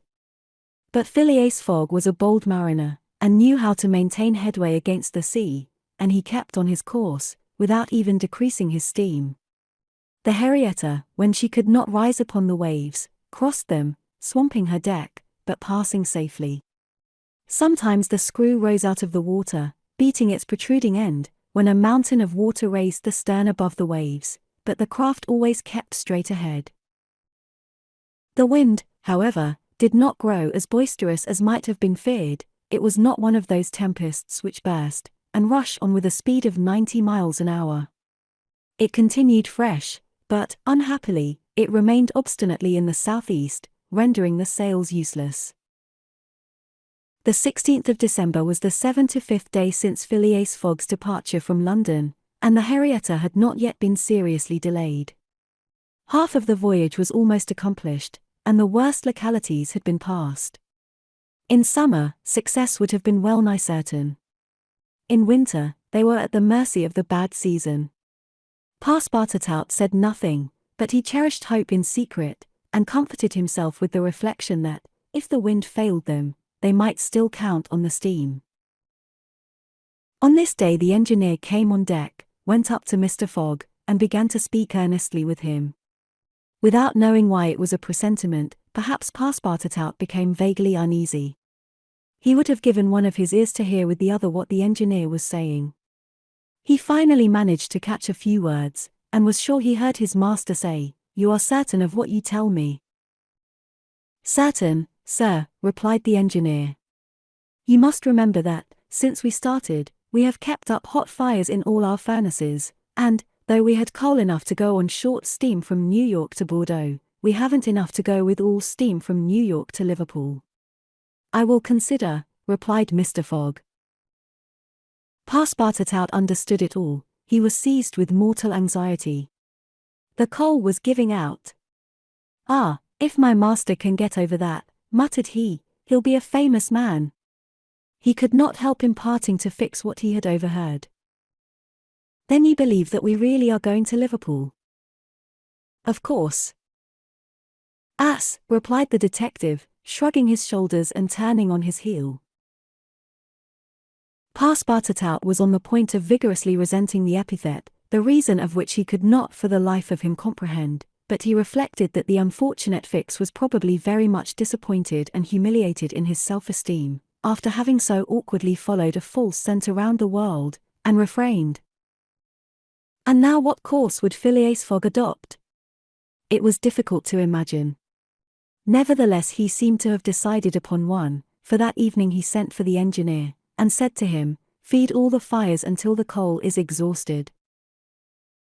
A few moments after, the funnel of the Henrietta vomited forth torrents of smoke.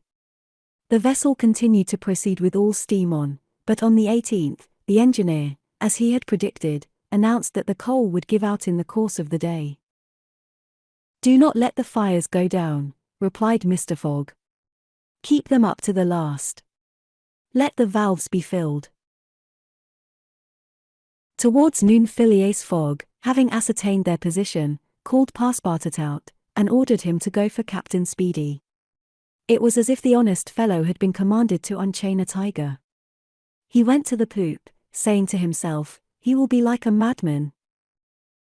In a few moments, with cries and oaths, a bomb appeared on the poop deck. The bomb was Captain Speedy. It was clear that he was on the point of bursting. "Where are we?" were the first words his anger permitted him to utter. Had the poor man been an apoplectic, he could never have recovered from his paroxysm of wrath. "Where are we?" he repeated, with purple face. 707 miles from Liverpool," replied Mr. Fogg, with imperturbable calmness. "Pirate!" cried Captain Speedy. "I have sent for you, sir." "Picaroon." "Sir," continued Mr. Fogg, "to ask you to sell me your vessel." "No. By all the devils, no." "But I shall be obliged to burn her." "Burn the Henrietta?" "Yes, at least the upper part of her. The coal has given out." "Burn my vessel," cried Captain Speedy, who could scarcely pronounce the words. "A vessel worth $50,000. "Here are 60,000, replied Phileas Fogg, handing the captain a roll of bank bills. This had a prodigious effect on Andrew Speedy. An American can scarcely remain unmoved at the sight of $60,000. The captain forgot in an instant his anger, his imprisonment, and all his grudges against his passenger. The Henrietta was 20 years old. It was a great bargain. The bomb would not go off after all. Mr. Fogg had taken away the match. "And I shall still have the iron hull," said the captain in a softer tone. "The iron hull and the engine. Is it agreed?" "Agreed." And Andrew Speedy, seizing the banknotes, counted them and consigned them to his pocket. During this colloquy, Passepartout was as white as a sheet, and Fix seemed on the point of having an apoplectic fit. Nearly £20,000 had been expended, and Fogg left the hull and engine to the captain, that is, near the whole value of the craft. It was true, however, that £55,000 had been stolen from the bank. When Andrew Speedy had pocketed the money, Mr. Fogg said to him, "Don't let this astonish you, sir. You must know that I shall lose £20,000, unless I arrive in London by 9:15 on the evening of the 21st of December. I missed the steamer at New York, and as you refused to take me to Liverpool." "And I did well," cried Andrew Speedy, "for I have gained at least $40,000 by it." He added, more sedately, "Do you know one thing, Captain Fogg? Captain Fogg, you've got something of the Yankee about you." And, having paid his passenger what he considered a high compliment, he was going away, when Mr. Fogg said, "The vessel now belongs to me." "Certainly, from the keel to the truck of the masts, all the wood, that is." "Very well. Have the interior seats, bunks, and frames pulled down, and burn them." It was necessary to have dry wood to keep the steam up to the adequate pressure, and on that day the poop, cabins, bunks, and the spare deck were sacrificed.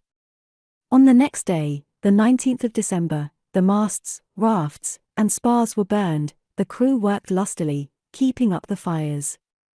Passepartout hewed, cut, and sawed away with all his might. There was a perfect rage for demolition. The railings, fittings, the greater part of the deck, and top sides disappeared on the 20th, and the Henrietta was now only a flat hulk. But on this day they sighted the Irish coast and Fastnet Light. By 10 in the evening they were passing Queenstown. Phileas Fogg had only 24 hours more in which to get to London. That length of time was necessary to reach Liverpool, with all steam on. And the steam was about to give out altogether. "Sir," said Captain Speedy, who was now deeply interested in Mr. Fogg's project, "I really commiserate you. Everything is against you. We are only opposite Queenstown." "Ah," said Mr. Fogg, "is that place where we see the lights Queenstown?" "Yes." "Can we enter the harbour?"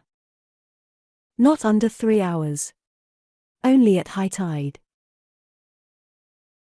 "Stay," replied Mr. Fogg calmly, without betraying in his features that by a supreme inspiration he was about to attempt once more to conquer ill fortune.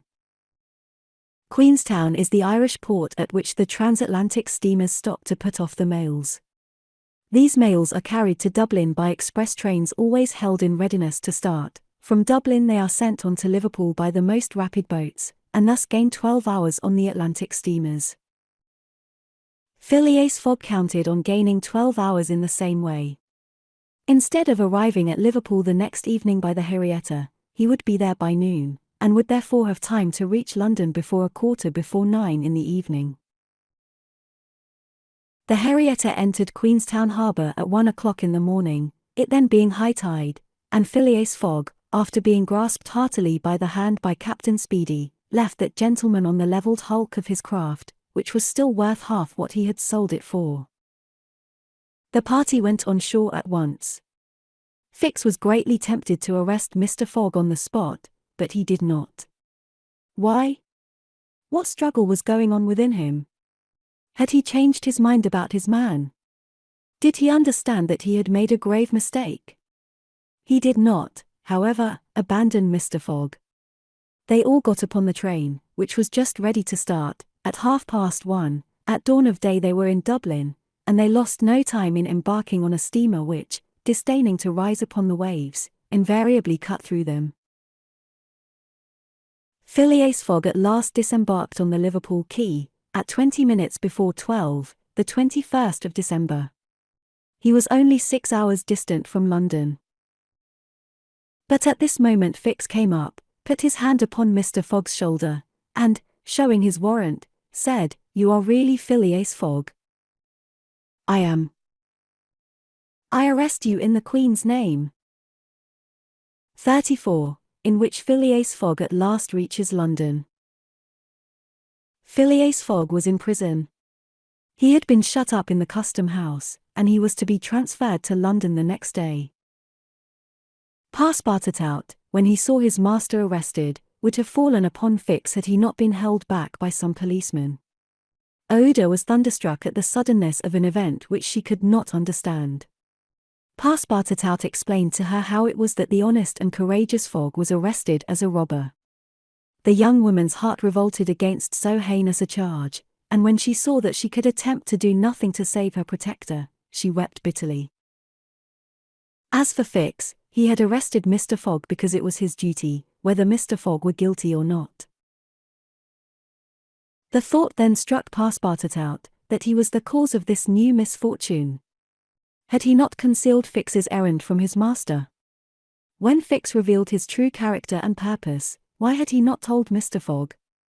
If the latter had been warned, he would no doubt have given Fix proof of his innocence, and satisfied him of his mistake. At least, Fix would not have continued his journey at the expense and on the heels of his master, only to arrest him the moment he set foot on English soil. Passepartout wept till he was blind, and felt like blowing his brains out. Oda and he had remained, despite the cold, under the portico of the custom house. Neither wished to leave the place, both were anxious to see Mr. Fogg again. That gentleman was really ruined, and that at the moment when he was about to attain his end. This arrest was fatal. Having arrived at Liverpool at 20 minutes before 12 on the 21st of December, he had till 9:15 that evening to reach the Reform Club, that is, 9 hours and a quarter. The journey from Liverpool to London was 6 hours.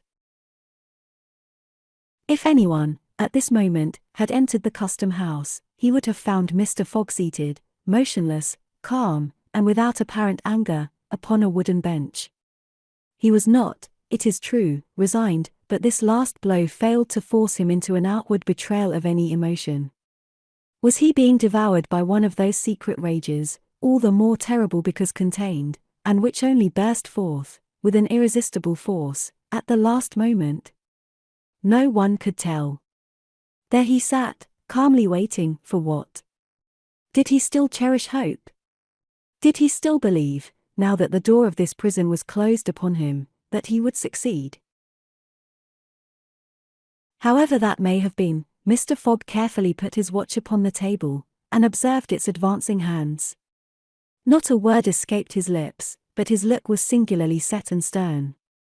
The situation, in any event, was a terrible one, and might be thus stated: if Phileas Fogg was honest he was ruined, if he was a knave, he was caught.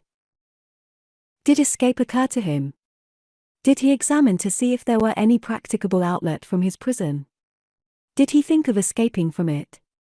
Possibly, for once he walked slowly around the room. But the door was locked, and the window heavily barred with iron rods. He sat down again, and drew his journal from his pocket. On the line where these words were written, the 21st of December, Saturday, Liverpool, he added, 80th day, 11:40 a.m., and waited. The custom-house clock struck 1. Mr. Fogg observed that his watch was 2 hours too fast. 2 hours! Admitting that he was at this moment taking an express train, he could reach London and the Reform Club by 9:15 p.m. His forehead slightly wrinkled. At 33 minutes past 2 he heard a singular noise outside, then a hasty opening of doors. Passepartout's voice was audible, and immediately after that of Fix. Phileas Fogg's eyes brightened for an instant. The door swung open, and he saw Passepartout, Ouida, and Fix, who hurried towards him. Fix was out of breath, and his hair was in disorder. He could not speak. "Sir," he stammered, "sir, forgive me, most unfortunate resemblance, robber arrested 3 days ago, you are free." Phileas Fogg was free. He walked to the detective, looked him steadily in the face, and with the only rapid motion he had ever made in his life, or which he ever would make, drew back his arms, and with the precision of a machine knocked Fix down. "Well hit," cried Passepartout, "parbleu! That's what you might call a good application of English fists." Fix, who found himself on the floor, did not utter a word. He had only received his deserts. Mr. Fogg, Ouida, and Passepartout left the custom house without delay, got into a cab, and in a few moments descended at the station. Phileas Fogg asked if there was an express train about to leave for London. It was 40 minutes past 2. The express train had left 35 minutes before. Phileas Fogg then ordered a special train. There were several rapid locomotives on hand, but the railway arrangements did not permit the special train to leave until 3 o'clock. At that hour Phileas Fogg, having stimulated the engineer by the offer of a generous reward, at last set out towards London with Ouida and his faithful servant. It was necessary to make the journey in 5 hours and a half, and this would have been easy on a clear road throughout. But there were forced delays, and when Mr. Fogg stepped from the train at the terminus, all the clocks in London were striking 10 minutes before 9. Having made the tour of the world, he was behindhand 5 minutes. He had lost the wager. 35, in which Phileas Fogg does not have to repeat his orders to Passepartout twice. The dwellers in Savile Row would have been surprised the next day, if they had been told that Phileas Fogg had returned home. His doors and windows were still closed, no appearance of change was visible. After leaving the station, Mr. Fogg gave Passepartout instructions to purchase some provisions, and quietly went to his domicile. He bore his misfortune with his habitual tranquillity. Ruined? And by the blundering of the detective.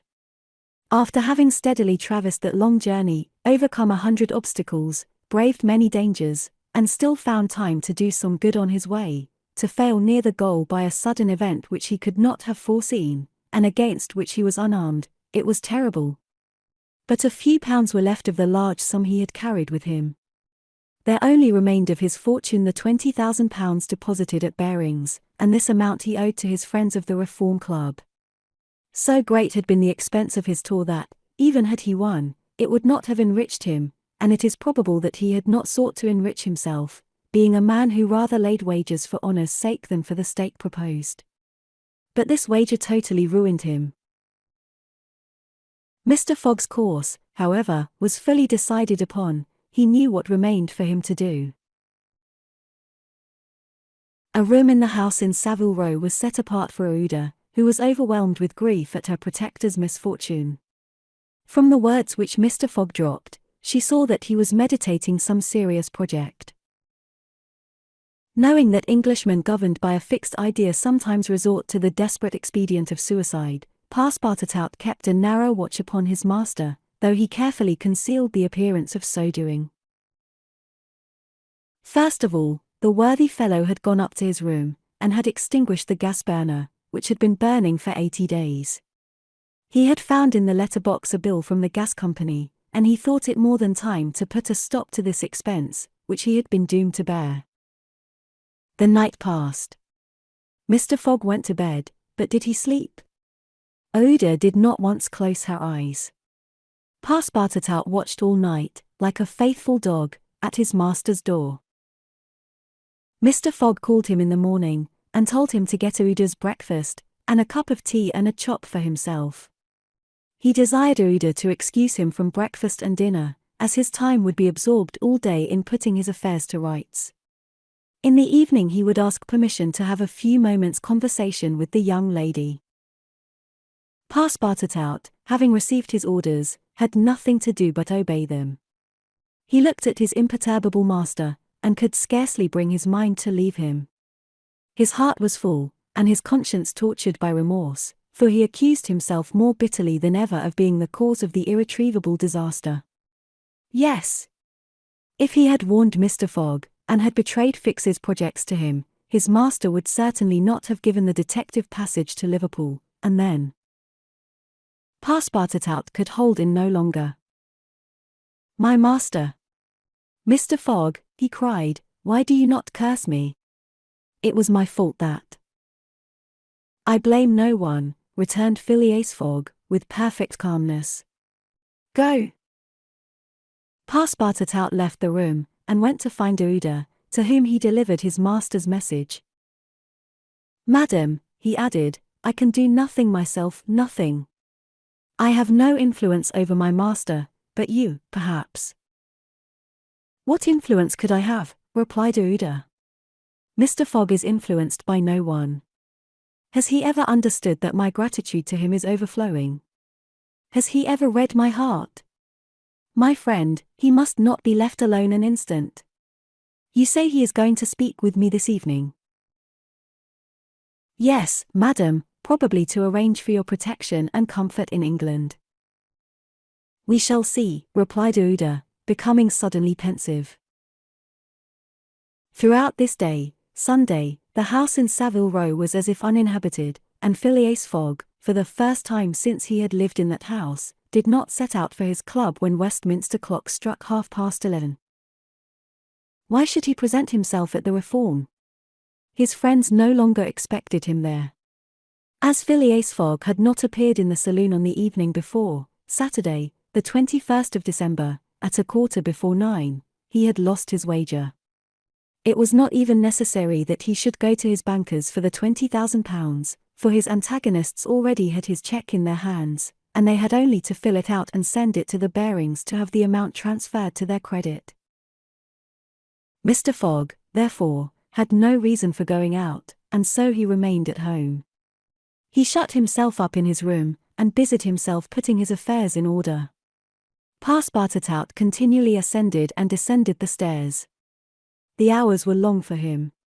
He listened at his master's door, and looked through the keyhole, as if he had a perfect right so to do, and as if he feared that something terrible might happen at any moment.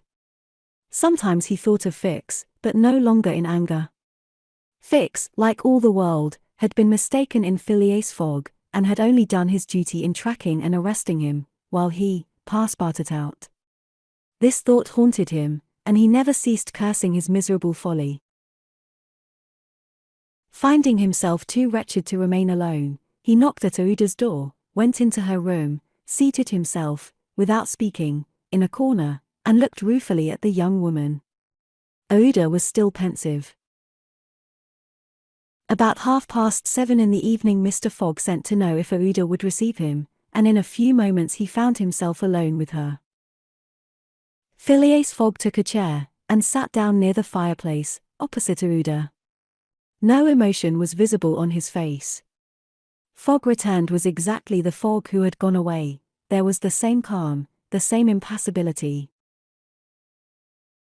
He sat several minutes without speaking, then, bending his eyes on Ouida, "Madam," said he, "will you pardon me for bringing you to England?" "Aye, Mr. Fogg," replied Ouida, checking the pulsations of her heart. "Please let me finish," returned Mr. Fogg. "When I decided to bring you far away from the country which was so unsafe for you, I was rich, and counted on putting a portion of my fortune at your disposal, then your existence would have been free and happy. But now I am ruined." "I know it, Mr. Fogg," replied Ouida, "and I ask you in my turn, will you forgive me for having followed you, and who knows, for having, perhaps, delayed you, and thus contributed to your ruin?" "Madam, you could not remain in India, and your safety could only be assured by bringing you to such a distance that your persecutors could not take you." "So, Mr. Fogg," resumed Ouida, "not content with rescuing me from a terrible death, you thought yourself bound to secure my comfort in a foreign land." "Yes, madam, but circumstances have been against me. Still, I beg to place the little I have left at your service." "But what will become of you, Mr. Fogg?" "As for me, madam," replied the gentleman, coldly, "I have need of nothing." "But how do you look upon the fate, sir, which awaits you?" "As I am in the habit of doing." "At least," said Ouida, "want should not overtake a man like you. Your friends—" "I have no friends, madam." "Your relatives—" "I have no longer any relatives." "I pity you, then, Mr. Fogg, for solitude is a sad thing, with no heart to which to confide your griefs. They say, though, that misery itself, shared by two sympathetic souls, may be borne with patience." "They say so, madam." "Mr. Fogg," said Ouida, rising and seizing his hand, "do you wish at once a kinswoman and friend? Will you have me for your wife?" Mr. Fogg, at this, rose in his turn. There was an unwonted light in his eyes, and a slight trembling of his lips. Ouida looked into his face. The sincerity, rectitude, firmness, and sweetness of this soft glance of a noble woman, who could dare all to save him to whom she owed all, at first astonished, then penetrated him. He shut his eyes for an instant, as if to avoid her look. When he opened them again, "I love you," he said, simply. "Yes, by all that is holiest, I love you, and I am entirely yours." "Ah," cried Ouida, pressing his hand to her heart. Passepartout was summoned and appeared immediately. Mr. Fogg still held Ouida's hand in his own. Passepartout understood, and his big, round face became as radiant as the tropical sun at its zenith. Mr. Fogg asked him if it was not too late to notify the Reverend Samuel Wilson, of Marylebone Parish, that evening. Passepartout smiled his most genial smile, and said, "Never too late." It was 5 minutes past 8.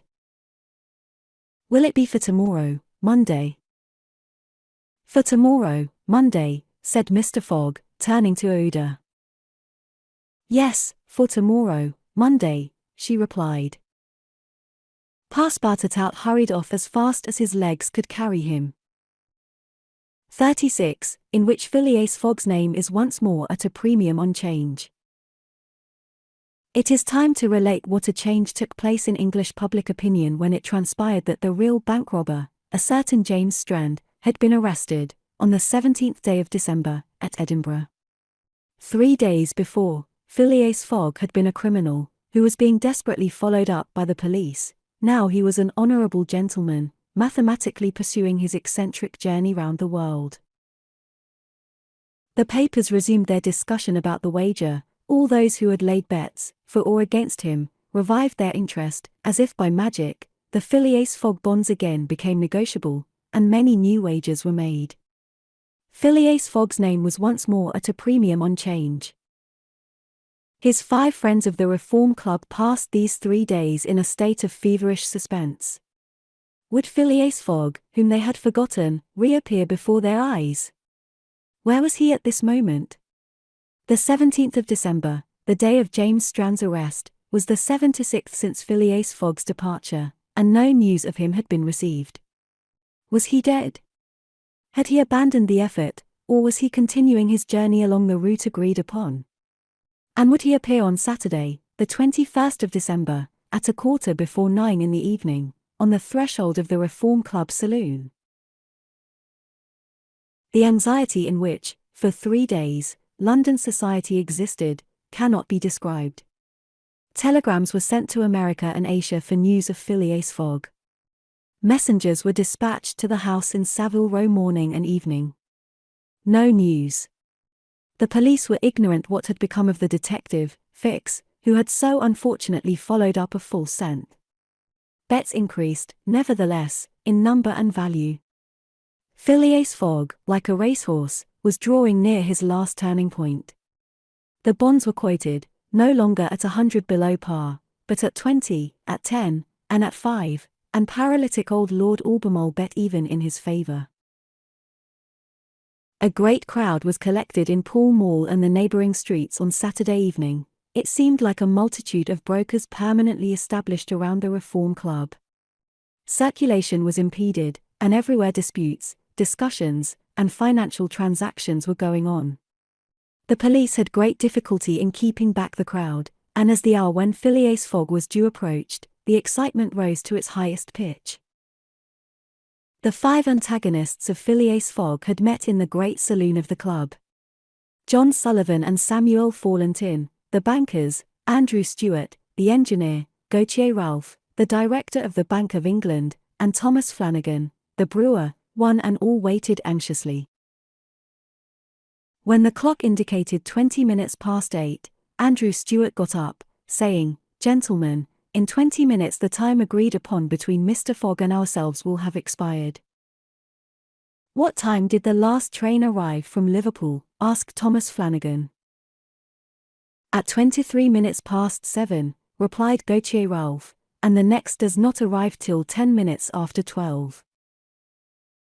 "Well, gentlemen," resumed Andrew Stewart, "if Phileas Fogg had come in the 7:23 train, he would have got here by this time. We can, therefore, regard the bet as won." "Wait, don't let us be too hasty," replied Samuel Fallentin. "You know that Mr. Fogg is very eccentric. His punctuality is well known, he never arrives too soon, or too late, and I should not be surprised if he appeared before us at the last minute." "Why," said Andrew Stewart nervously, "if I should see him, I should not believe it was he." "The fact is," resumed Thomas Flanagan, "Mr. Fogg's project was absurdly foolish. Whatever his punctuality, he could not prevent the delays which were certain to occur, and a delay of only 2 or 3 days would be fatal to his tour. Observe, too," added John Sullivan, "that we have received no intelligence from him, though there are telegraphic lines all along his route." "He has lost, gentlemen," said Andrew Stewart, "he has 100 times lost. You know, besides, that the China, the only steamer he could have taken from New York to get here in time, arrived yesterday. I have seen a list of the passengers, and the name of Phileas Fogg is not among them. Even if we admit that fortune has favored him, he can scarcely have reached America. I think he will be at least 20 days behindhand, and that Lord Albemarle will lose a cool 5,000.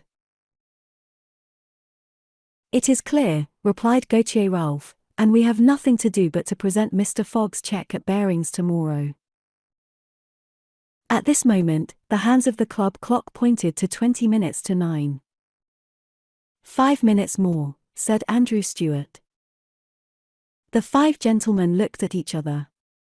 Their anxiety was becoming intense, but, not wishing to betray it, they readily assented to Mr. Fallentin's proposal of a rubber. "I wouldn't give up my 4,000 of the bet," said Andrew Stuart, as he took his seat, "for 3,999. The clock indicated 18 minutes to 9. The players took up their cards, but could not keep their eyes off the clock. Certainly, however secure they felt, minutes had never seemed so long to them. 17 minutes to 9, said Thomas Flanagan, as he cut the cards which Ralph handed to him. Then there was a moment of silence. The great saloon was perfectly quiet, but the murmurs of the crowd outside were heard, with now and then a shrill cry.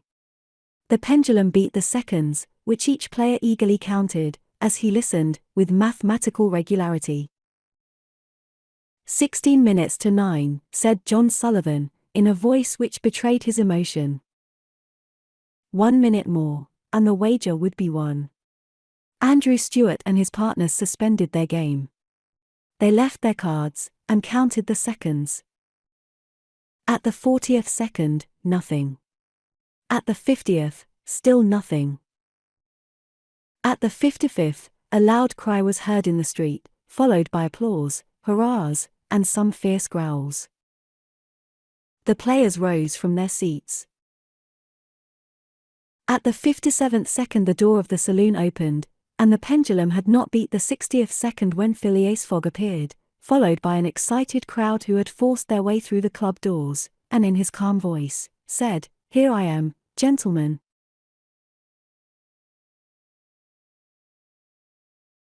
(37) In which it is shown that Phileas Fogg gained nothing by his tour around the world, unless it were happiness. Yes, Phileas Fogg in person. The reader will remember that at 5 minutes past 8 in the evening, about 25 hours after the arrival of the travellers in London, Passepartout had been sent by his master to engage the services of the Reverend Samuel Wilson in a certain marriage ceremony, which was to take place the next day. Passepartout went on his errand enchanted. He soon reached the clergyman's house, but found him not at home. Passepartout waited a good 20 minutes, and when he left the reverend gentleman, it was 35 minutes past 8. But in what a state he was! With his hair in disorder, and without his hat, he ran along the street as never man was seen to run before, overturning passers-by, rushing over the sidewalk like a waterspout. In 3 minutes he was in Savile Row again, and staggered back into Mr. Fogg's room. He could not speak. "What is the matter?" asked Mr. Fogg. "My master," gasped Passepartout, "marriage impossible." "Impossible." "Impossible for tomorrow." "Why so?" "Because tomorrow is Sunday." "Monday," replied Mr. Fogg. "No, today is Saturday." "Saturday? Impossible." "Yes, yes, yes, yes," cried Passepartout. "You have made a mistake of 1 day. We arrived 24 hours ahead of time, but there are only 10 minutes left." Passepartout had seized his master by the collar, and was dragging him along with irresistible force. Phileas Fogg, thus kidnapped, without having time to think, left his house, jumped into a cab, promised £100 to the cabman, and, having run over 2 dogs and overturned 5 carriages, reached the Reform Club. The clock indicated 9:15 when he appeared in the great saloon. Phileas Fogg had accomplished the journey round the world in 80 days. Phileas Fogg had won his wager of £20,000. How was it that a man so exact and fastidious could have made this error of a day?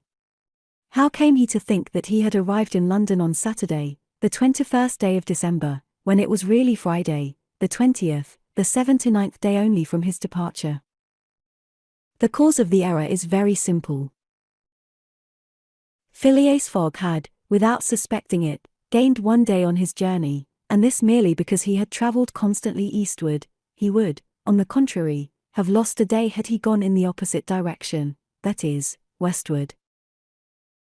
In journeying eastward he had gone towards the sun, and the days therefore diminished for him as many times for minutes as he crossed degrees in this direction.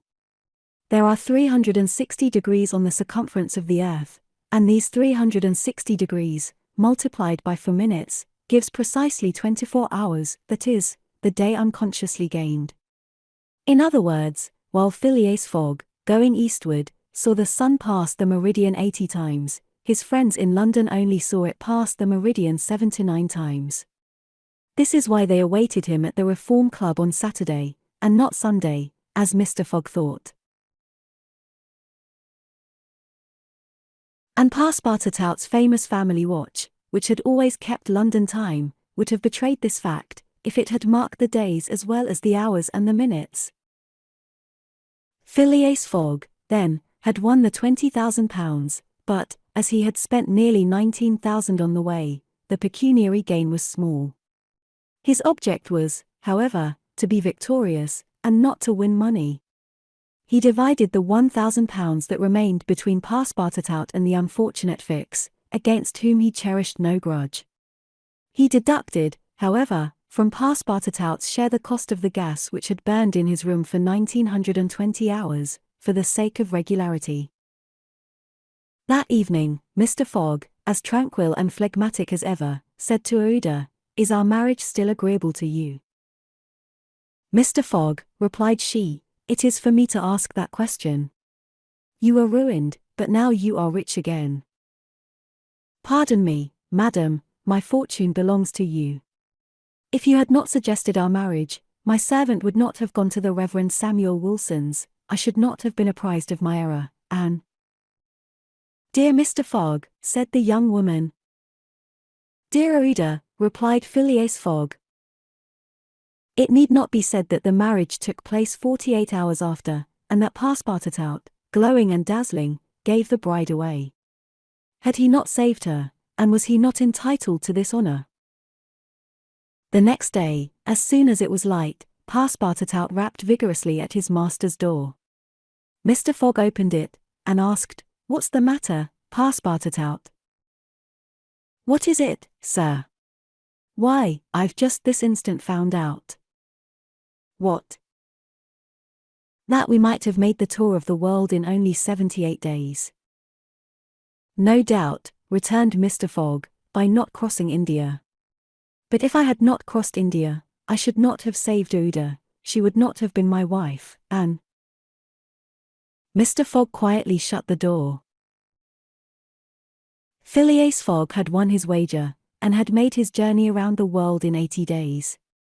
To do this he had employed every means of conveyance: steamers, railways, carriages, yachts, trading vessels, sledges, elephants. The eccentric gentleman had throughout displayed all his marvelous qualities of coolness and exactitude. But what then? What had he really gained by all this trouble? What had he brought back from this long and weary journey? Nothing, say you? Perhaps so, nothing but a charming woman, who, strange as it may appear, made him the happiest of men. Truly, would you not for less than that make the tour around the world? The end.